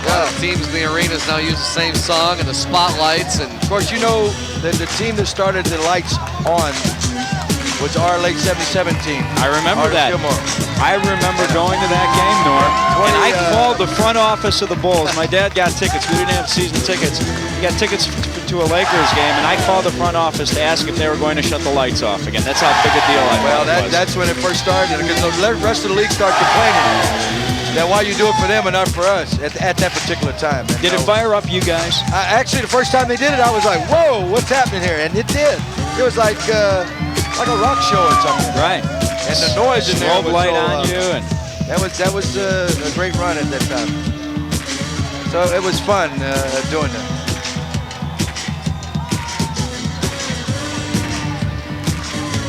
Should have called me, Lou. I'd have got you tickets. And Stormin' Norman, I didn't know you at that time. I was a little kid just playing in my own playground, pretending I was Stormin' Norman. Practicing with. Hey.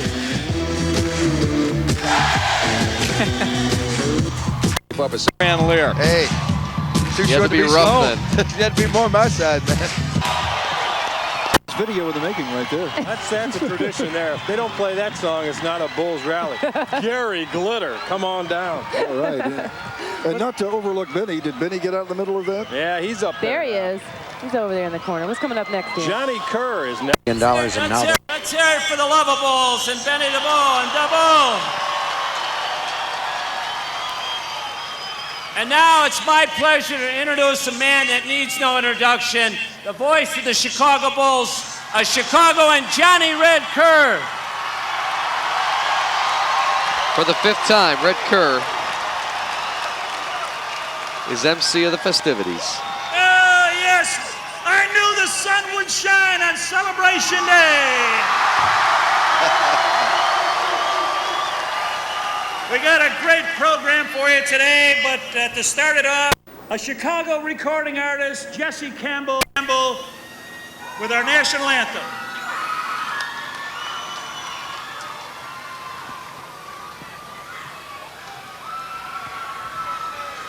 Oh, say, can you see by the dawn's early light what so proudly we hailed at twilight's last gleaming, whose broad stripes and bright stars through the perilous fights for the ramparts we watched were so gallantly streaming, and the rocket's red glare bombs are bursting in the air, gave proof through the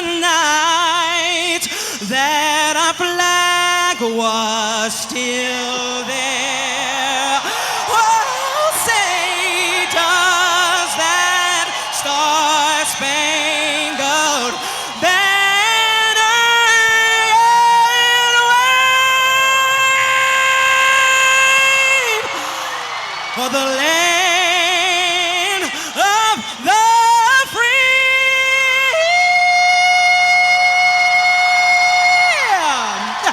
and the home of the free and the home of the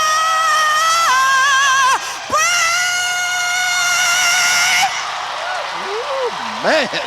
Belts it out, huh? Give me some chill bumps, man. Is that what Michael says? Thank you, That's Jesse. chill bumps. Jesse Campbell.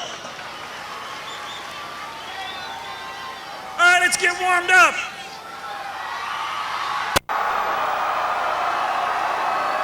Give me a B. Give me a U.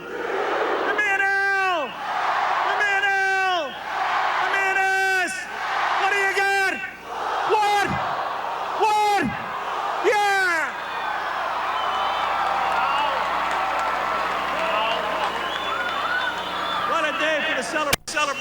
the 5th one we've had here in Grant Park.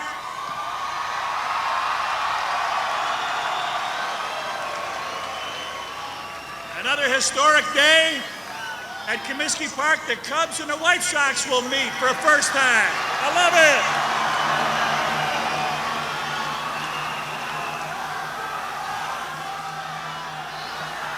Okay, to start our program off, I'd like to introduce our coaching staff, our newest coach this year, but he's been an assistant coach for over 20 years, Frank Hamblin.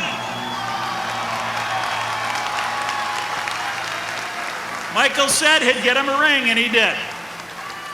A guy that you saw so many times on the World Championship team was up here on the stage as a member, as their center, one of the new coaches for the Bulls, Bill Cartwright.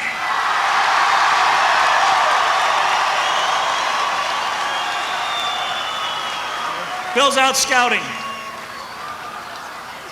Another coach with the Chicago Bulls, back again. For over 20 years, he's been sitting in head coach's seat, assistant or head coach, Jimmy Rogers.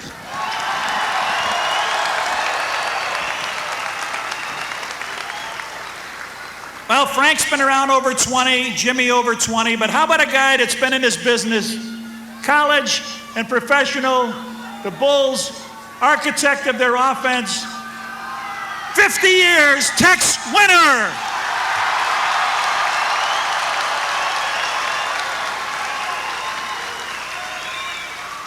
I'm going to introduce a voice to you that's world famous by now, and he will do the introductions. Let me bring on Ray Clay. He's become a household name, hasn't he? Oh, yeah. Very popular man now in the city of Chicago. Hey, we all know Johnny Red Kerr is the first coach of the Bulls, but you know what I heard this afternoon? He's going to be down at Comiskey Park throwing out the first ball. I know he can play basketball, but that's something I got to see. Cubs and Sox, Comiskey Park, all right. How many of you were here last year? I could tell, I remember all of these faces. And what did we say last year? We'll see you next year. Right, and we're all out here, and I'm glad to have you. All right, we know the drill. I need some help.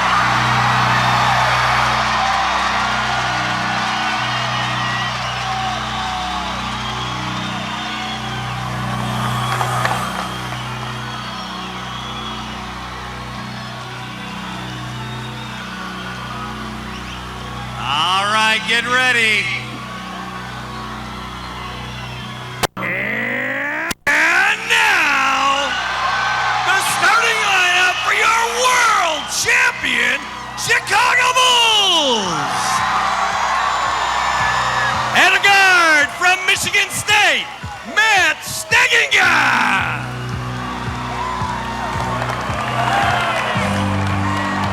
And forward, 6'10" from Providence, Dickie Simpkins.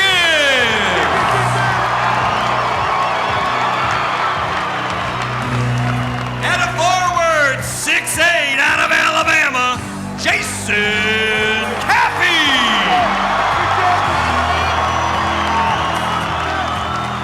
From Arizona at center, 6'11", Brian Williams.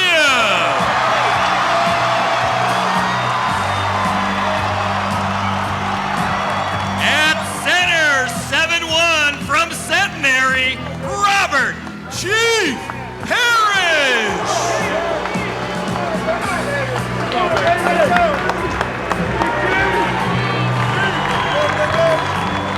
A 6'6" forward from Arizona, John Bushler.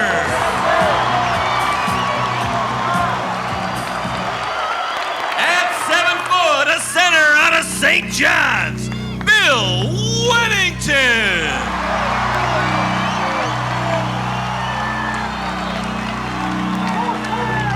A 6'2" guard from New Mexico State, Randy Brown. A 6'3" guard from Arizona, Steve Kerr.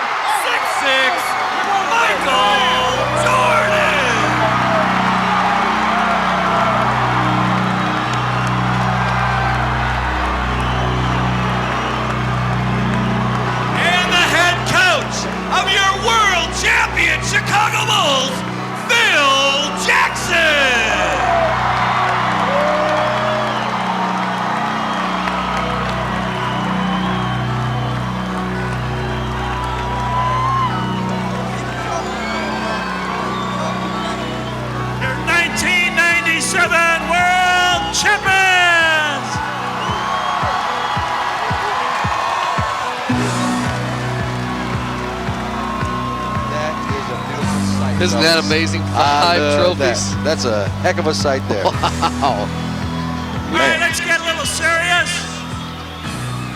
Let's hear from some of these people individually. Let me bring up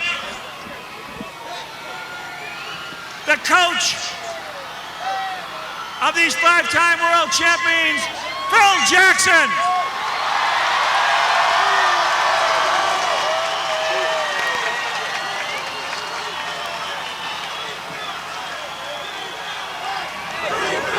Thank you.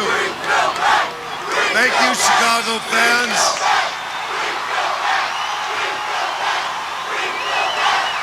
I want to thank all the members of this team, the families, the co-captains, Scottie Pippen and Michael Jordan, for another great year.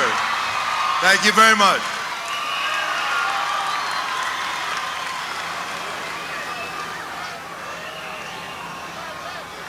Hey.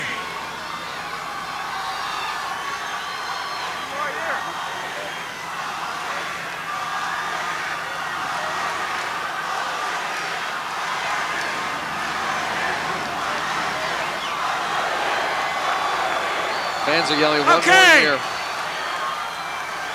How would you like to be a member of the Chicago Bulls for only a month?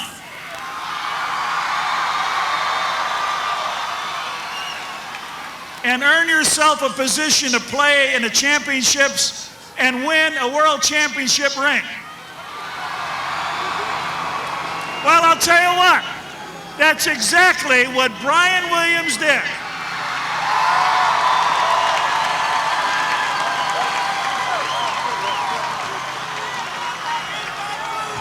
This means the world to me. I can't thank you all enough for embracing me, the coaches, the players, the whole organization. Thank you from the bottom of my heart. You know what, guys? I don't think they win it without him. They needed him to help out when Rodman struggled and when Luke had problems foul-wise. And most of that was... well, we've seen guys make shots with the pressure on. The next guy sealed that victory with 5 seconds to go. Steve Kerr.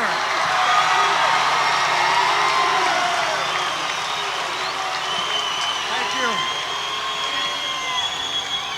I hope you don't mind. I'm going to take another minute more than Brian Williams took. A lot of people have been asking me about the shot the other night, and there have been some misconceptions about what actually happened. I wanted to clear it up. When we called timeout with 25 seconds to go, we went into the huddle, and Phil told Michael, he said, "Michael, I want you to take the last shot." And Michael said, "You know, Phil, I don't feel real comfortable in these situations, so maybe we ought to go in another direction." And then Scotty came in and said, "You know, Phil, Michael said in his commercial that, you know, he's been asked to do this 26 times and he's failed. So why don't we go to Steve?"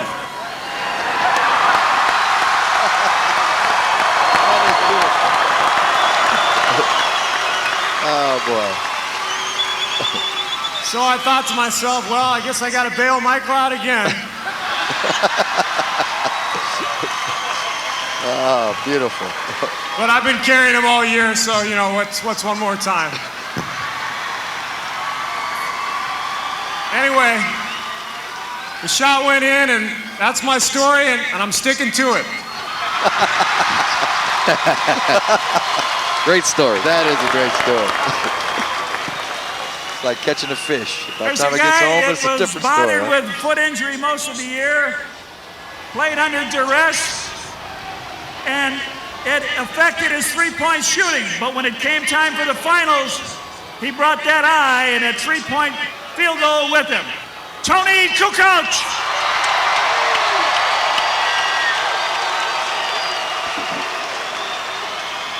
It's been a great year. Thank you very much for your support. Have a great summer. See you next year. Short and sweet. That's Tony. Oh, boy. You know, if you're on a fishing boat and you call somebody mate, you know who you're talking to. But when you talk to this guy and he calls you mate, You know it's Big Luke Longley. Luke, I love Luke. Mate. We had a blast this year. I hope you guys had as much fun as we did. Let's do it again next year. A lot different than his days in Minnesota. Oh, yeah. Luke takes life the way it should be taken. That's what I love A about lot him. of credit is given to a lot of the players, and sometimes you overlook a guy. Last year, the Bulls lost 2 games in Seattle, and I think it was mainly because this player was out with an injury. Well, he was back full time. He played so well against the point guards and then got to the finals. Let's hear it for Ronnie Harper.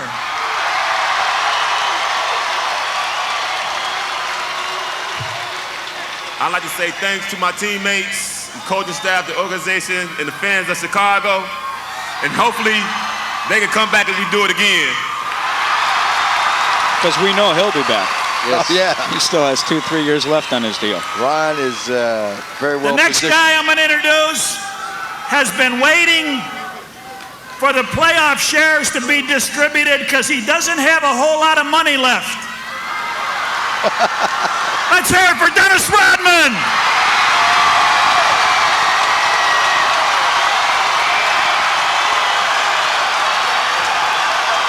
Uh-oh. He's got that swagger. Uh-oh. You're like the Chambers brothers, man. For those who are older, will understand what I'm talking about. Time has come today. All right.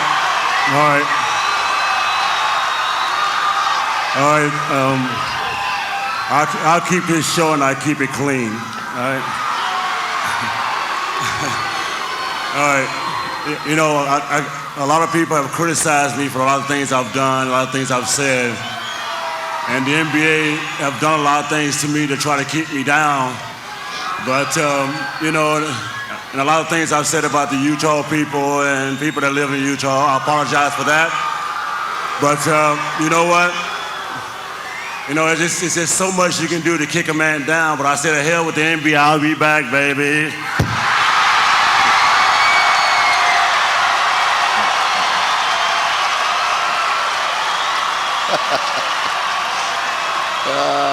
Yes.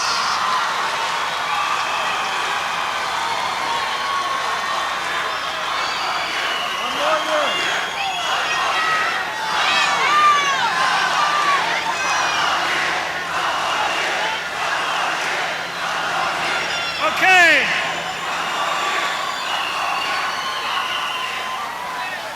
It takes 2 people to row that boat ashore, and both of them are co-captains of this team. This guy hurt his foot in a clinching game against Miami, but came back with great performances in the finals. One of the best players in the NBA, Scottie Pippen.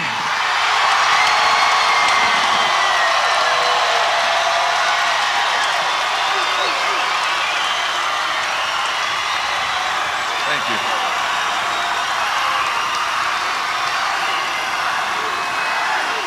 Thank you. There is a guy that's grown and grown and grown. Boy. Only other player with a 5th ring. I just want to thank you fans for your support this season.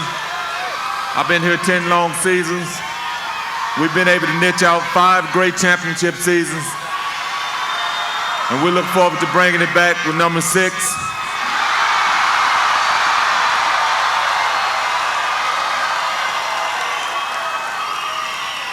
So let's come on back and get down for our crown.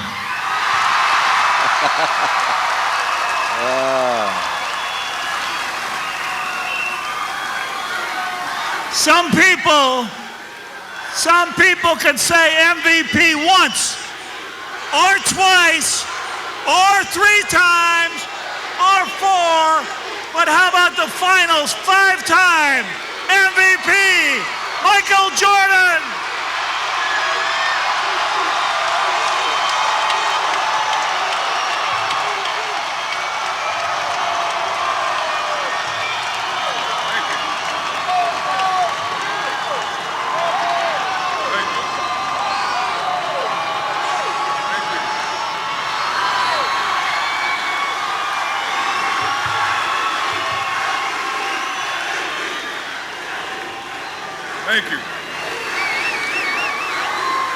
from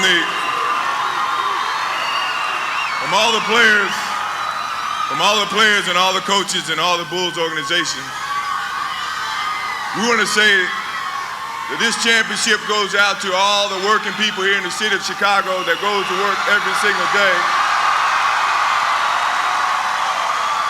They bust their butts to make a living, and what we do, we come in 2 hours out of the day to give you a break and have something to cheer about, have something to be proud about when you go to another city.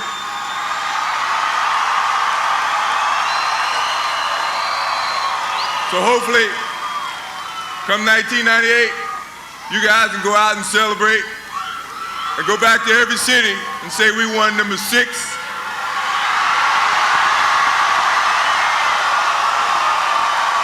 Hopefully number 7, number 8, number 9, number 10.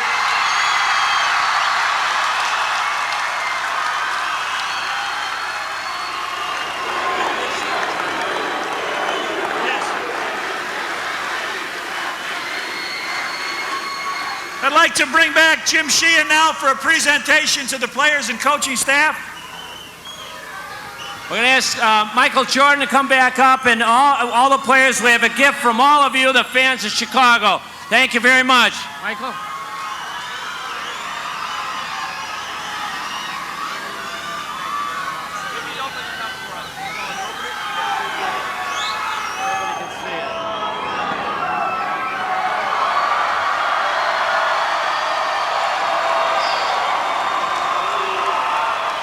Banners that I'm sure will be hung around the city.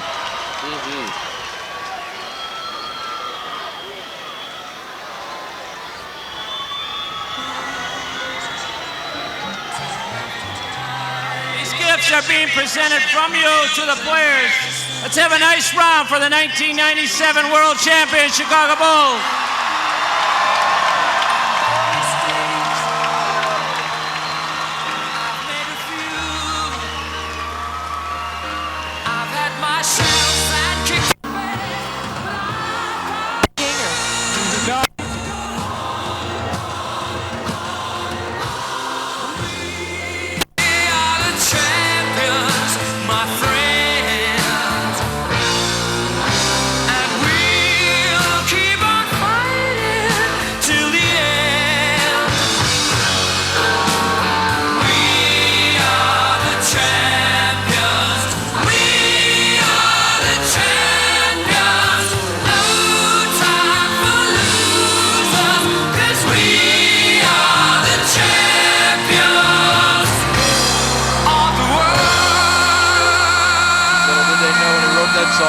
For the Bulls. Can they finally be called a dynasty, Norm? No doubt about it. I always said, you get the 5th one, maybe the 6th one, then you can take over the dynasty of the Los Angeles Lakers, who I thought in the 80s were the dynasty, but now you've got to give it to the Bulls. No one was going to rip management. No one was going to have a mandate. Everyone just said thank you to the fans and, you know, alluded to continuing this championship run and keeping this team together, but nothing that could be getting 6, very possible. For the feel like it has to happen, and I know it's a business, and we've discussed it for the last hour and a half, Norm, but as Michael said, let's run it out. Well, I know it's going to make a run for it, Lou, in a lot of ways, because you got the ingredients of the main foundation there. Whatever else they add to it, it's going to have to contribute and do it. And I just think it's going to happen, maybe with a different cast, but the main stars will be there. And that's the main stars are, in your opinion? Michael Jordan, Scottie Pippen, Dennis Rodman, and the production manager and the one that runs the whole show, Phil Jackson. Bulls finishing 15-4 in the 1997 NBA playoffs, 15-3 a year ago, though this year was a little more of a struggle, especially in the NBA Finals. And how about 100 games being played? Nice to get the cheap one to go home with. But sometimes when it's very obvious, you get a lot of pressure. I think this crowd finally got what they wanted to see. This is about the loudest ovation we've had all day as the world champion Chicago Bulls exit the stage, and this crowd starts to break up and head for the exits. The Strange, we are the champions. The champions leave.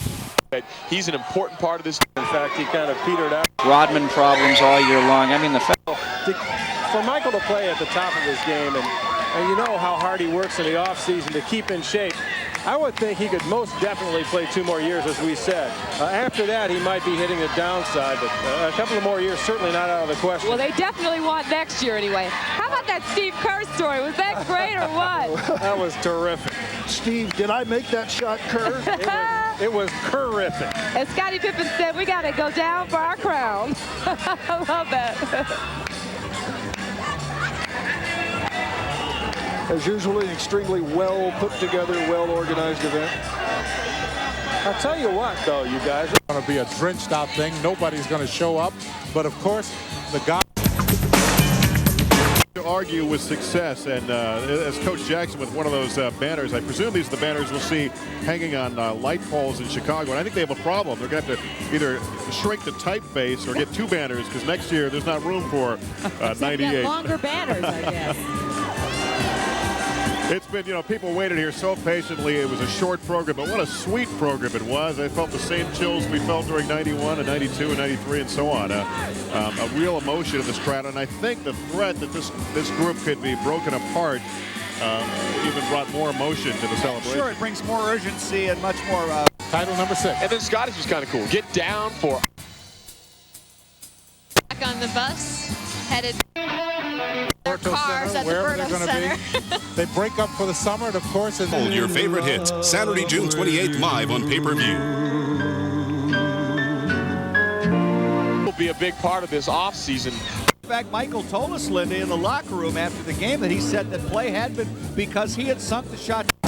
So another championship, another rally. The Lovables continue to board with athletes that were variety of a group here. One person that's been... And that was really amazing because Kurt struggled throughout the whole series. Well, as Steve said on Friday night, service after the sale. But I got the big one. The other 4?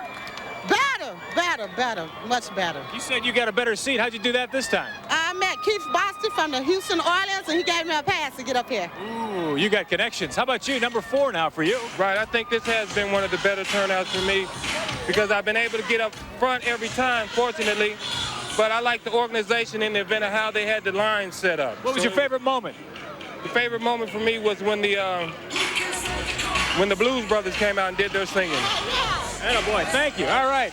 Now, Richard Sr., Rich, and Robert, I'm going to jump up in the chair like the rest of us have been standing this whole time. Came for the first time. For the afternoon. And we'll see you next year, hopefully. All right, for Diane Burns, Jim Rose, and Janet Davies, I'm Mark Giancarlo. Is essential to good Italian. You can get all your favorite Father's Day today. Here on ABC 7. My friend, and we'll keep on fighting till the end. We are the champions. We are the champions. No time for...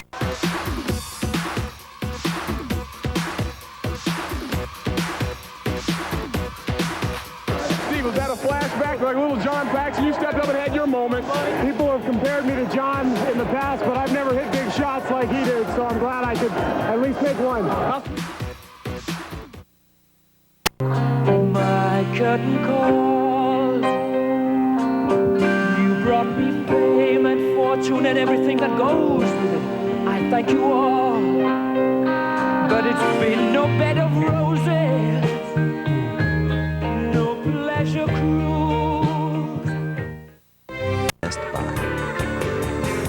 Here, I am right beneath you, Allison, and we're going to get a instant review of what everybody just saw here. We talked to these fans.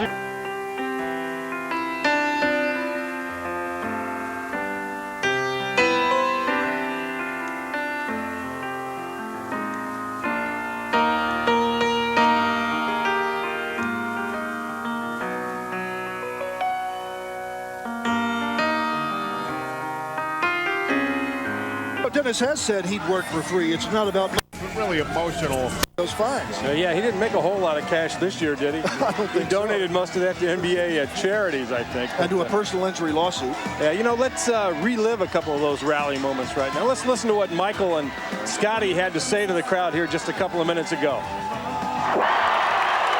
Wild mushrooms. We're making Frico, an Italian specialty. In a very, very festive and fun mood.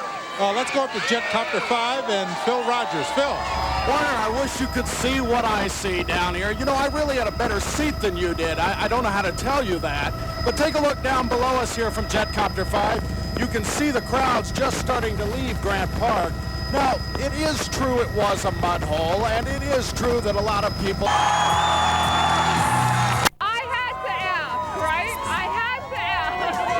Starters proudly carry their championship trophies to the stage. This is the 5th time the Bulls have displayed those coveted hunks of metal. The gleam is still there, and the players bask in the crowd's affection. The thrill is not yet gone for the Bulls. Start.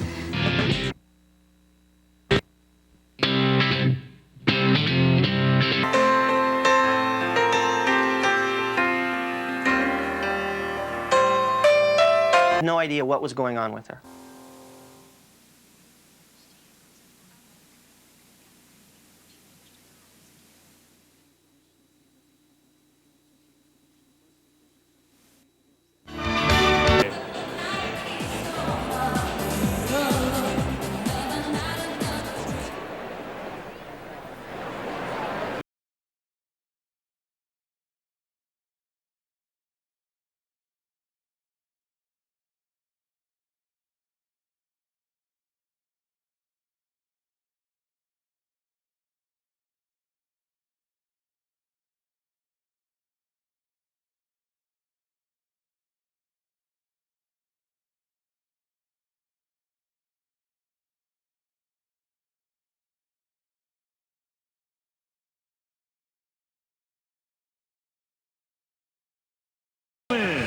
On June 13th, for the 5th time in 7 years, the Chicago Bulls brought the NBA championship back to the city of Chicago.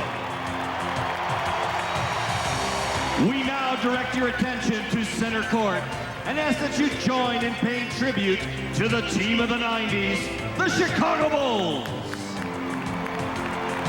Please welcome your master of ceremonies, the Bulls' first head coach and longtime broadcaster, Johnny Red Kerr.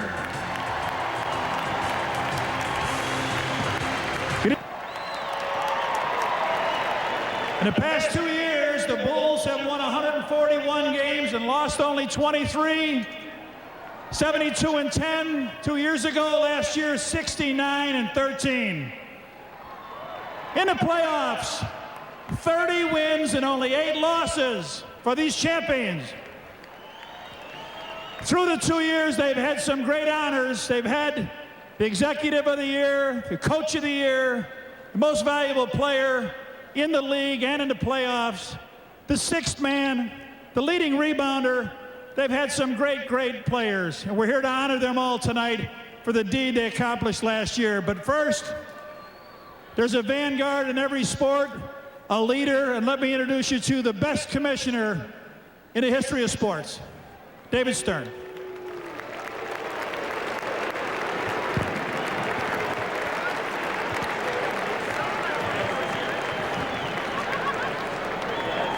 I'm here on behalf of basketball fans around the world to congratulate the 1997 NBA champion Chicago Bulls, a team for our time, the basketball team of our time, and one for the ages. I wish the Bulls good luck as they begin their quest for their three-peat. I know that's a sentiment warmly shared by the spectacular fans of Chicago. Thank you, and let's give out the rings. Thank you, Commissioner.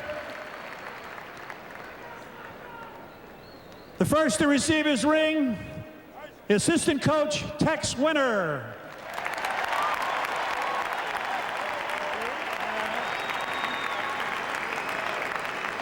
Assistant coach Jimmy Rogers.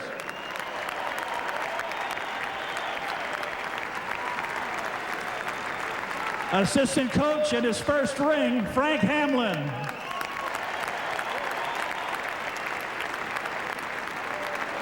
Assistant coach, Bill Cartwright.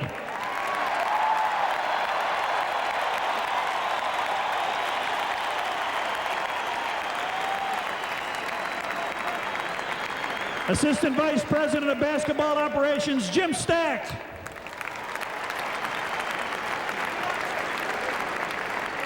One of the scouts, Clarence Gaines. And Ivica Dukan.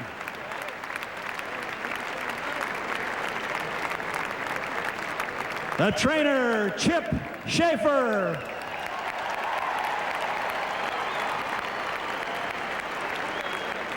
The strength coach, Al Vermeil. The assistant strength coach, Eric Helen. And yes, John Ligmanowski, the equipment manager.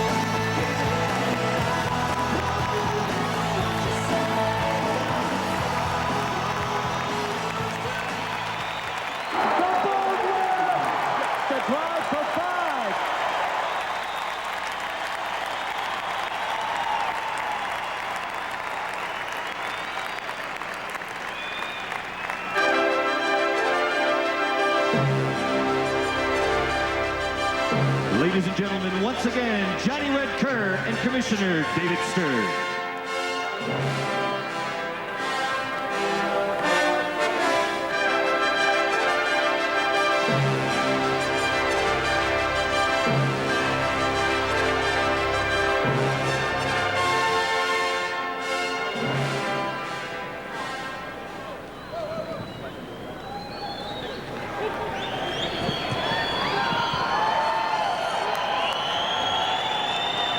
And now coming up from their locker room, the architect of the 1996-97 Bulls Championship team and two-time Executive of the Year, Jerry Krause.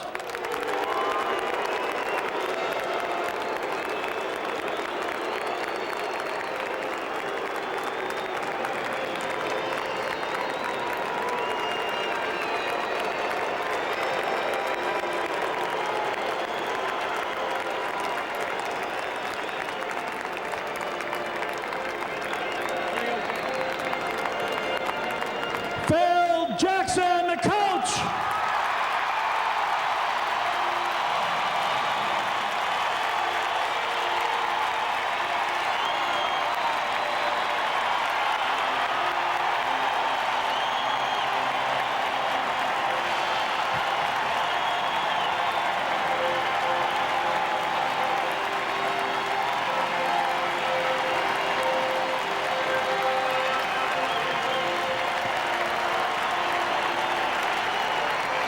A player not with the Bulls, but he was instrumental last year, Brian Williams.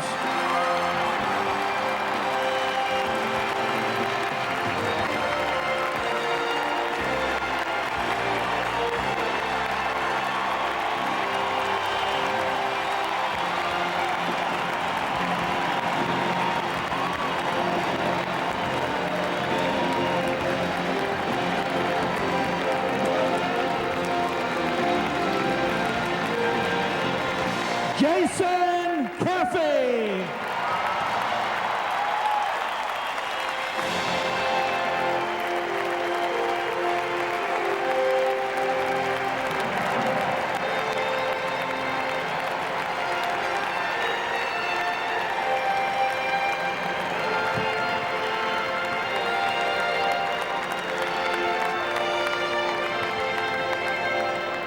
Judd Bushler.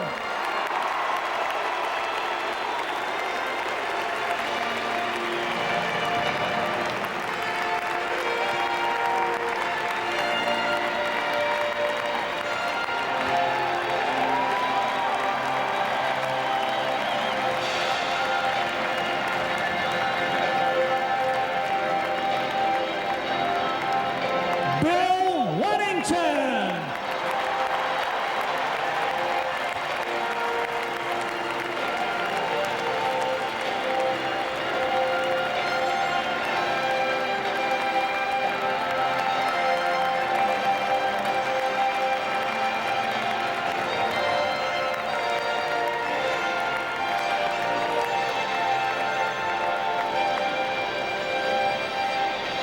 Chicago High School product, Randy Brown.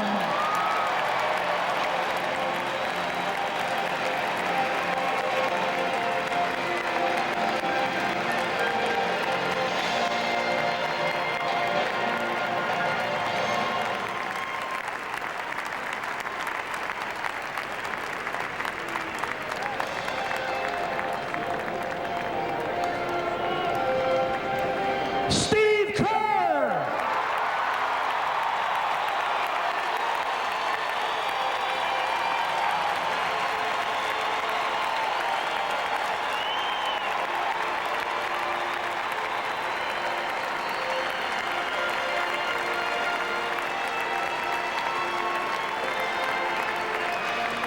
Tony Kukoc.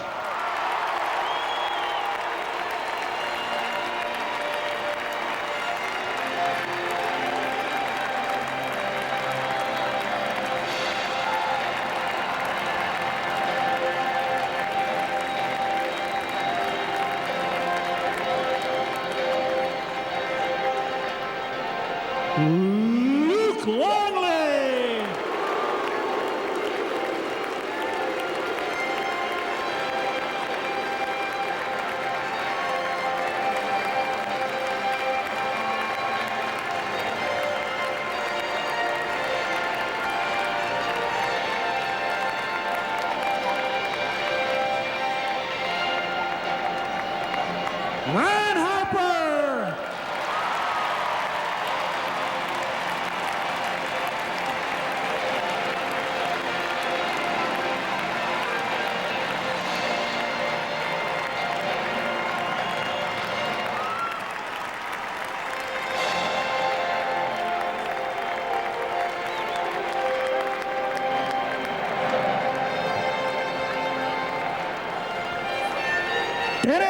Rodman.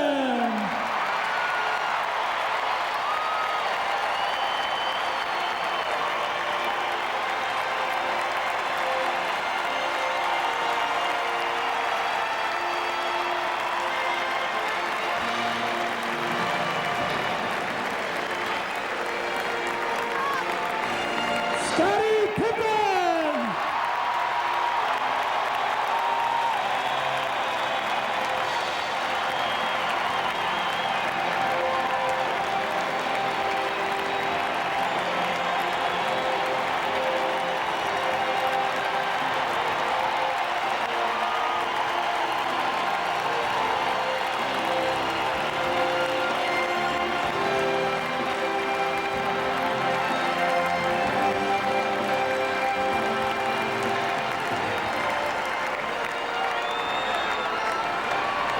Michael Jordan.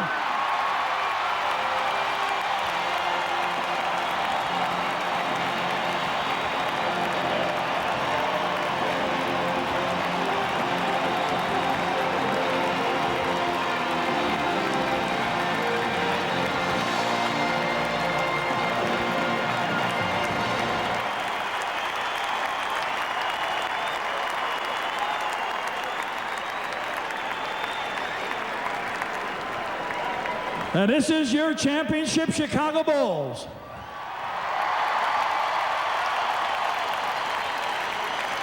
In the past, we've asked Michael to come out and say a word. Would like to invite the co-captain, Scottie, would you come out for a second? And Michael, please.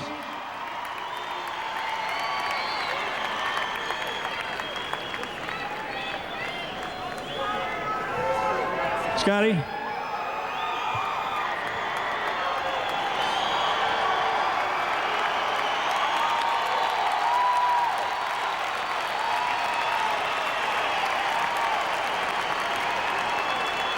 Thank you. Thank you for all the wonderful moments that the fans here in the city have shown me and my teammates for 10 long seasons.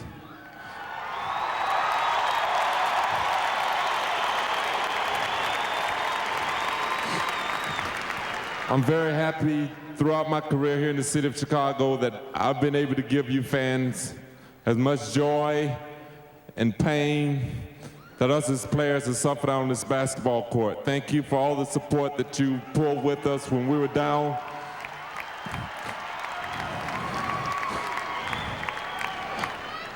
I've had a wonderful career here, and if I never have the opportunity to say this again, thank you.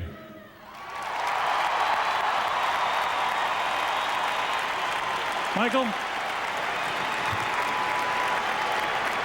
Thank you. Thank you.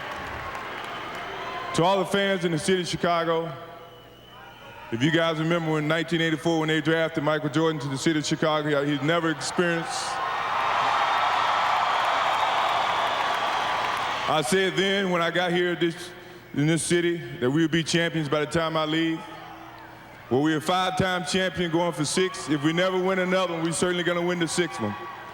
And we need your support. Thank you very, very much.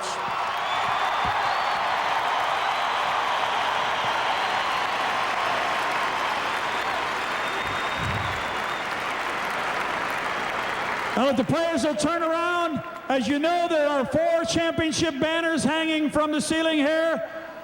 Let's watch number 5.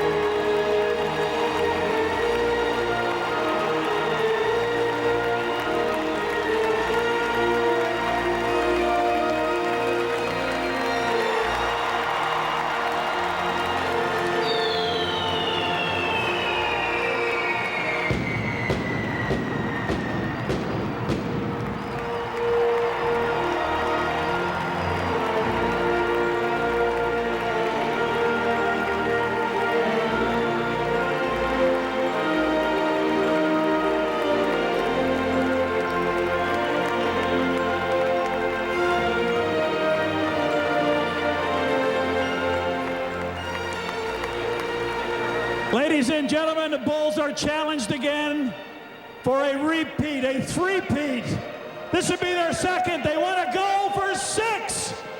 Let the season begin at home.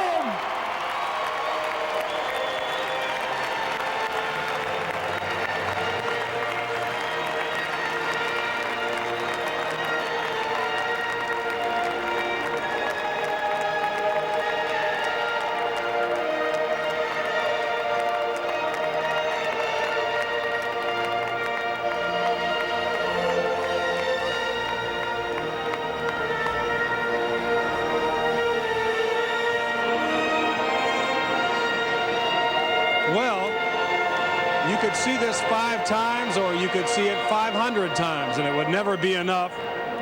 The 1996-97 World Champion Chicago Bulls receiving their hardware in another very terrific and very emotional ceremony here at the United Center.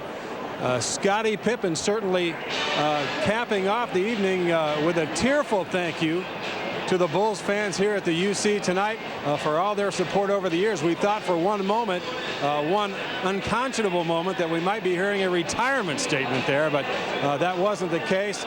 Michael Jordan also addressing the crowd on a terrific night here on the west side of Chicago. The Bulls receiving their championship rings, and here in a few moments, they'll set out to try and lay some groundwork for another one as they take on the Philadelphia.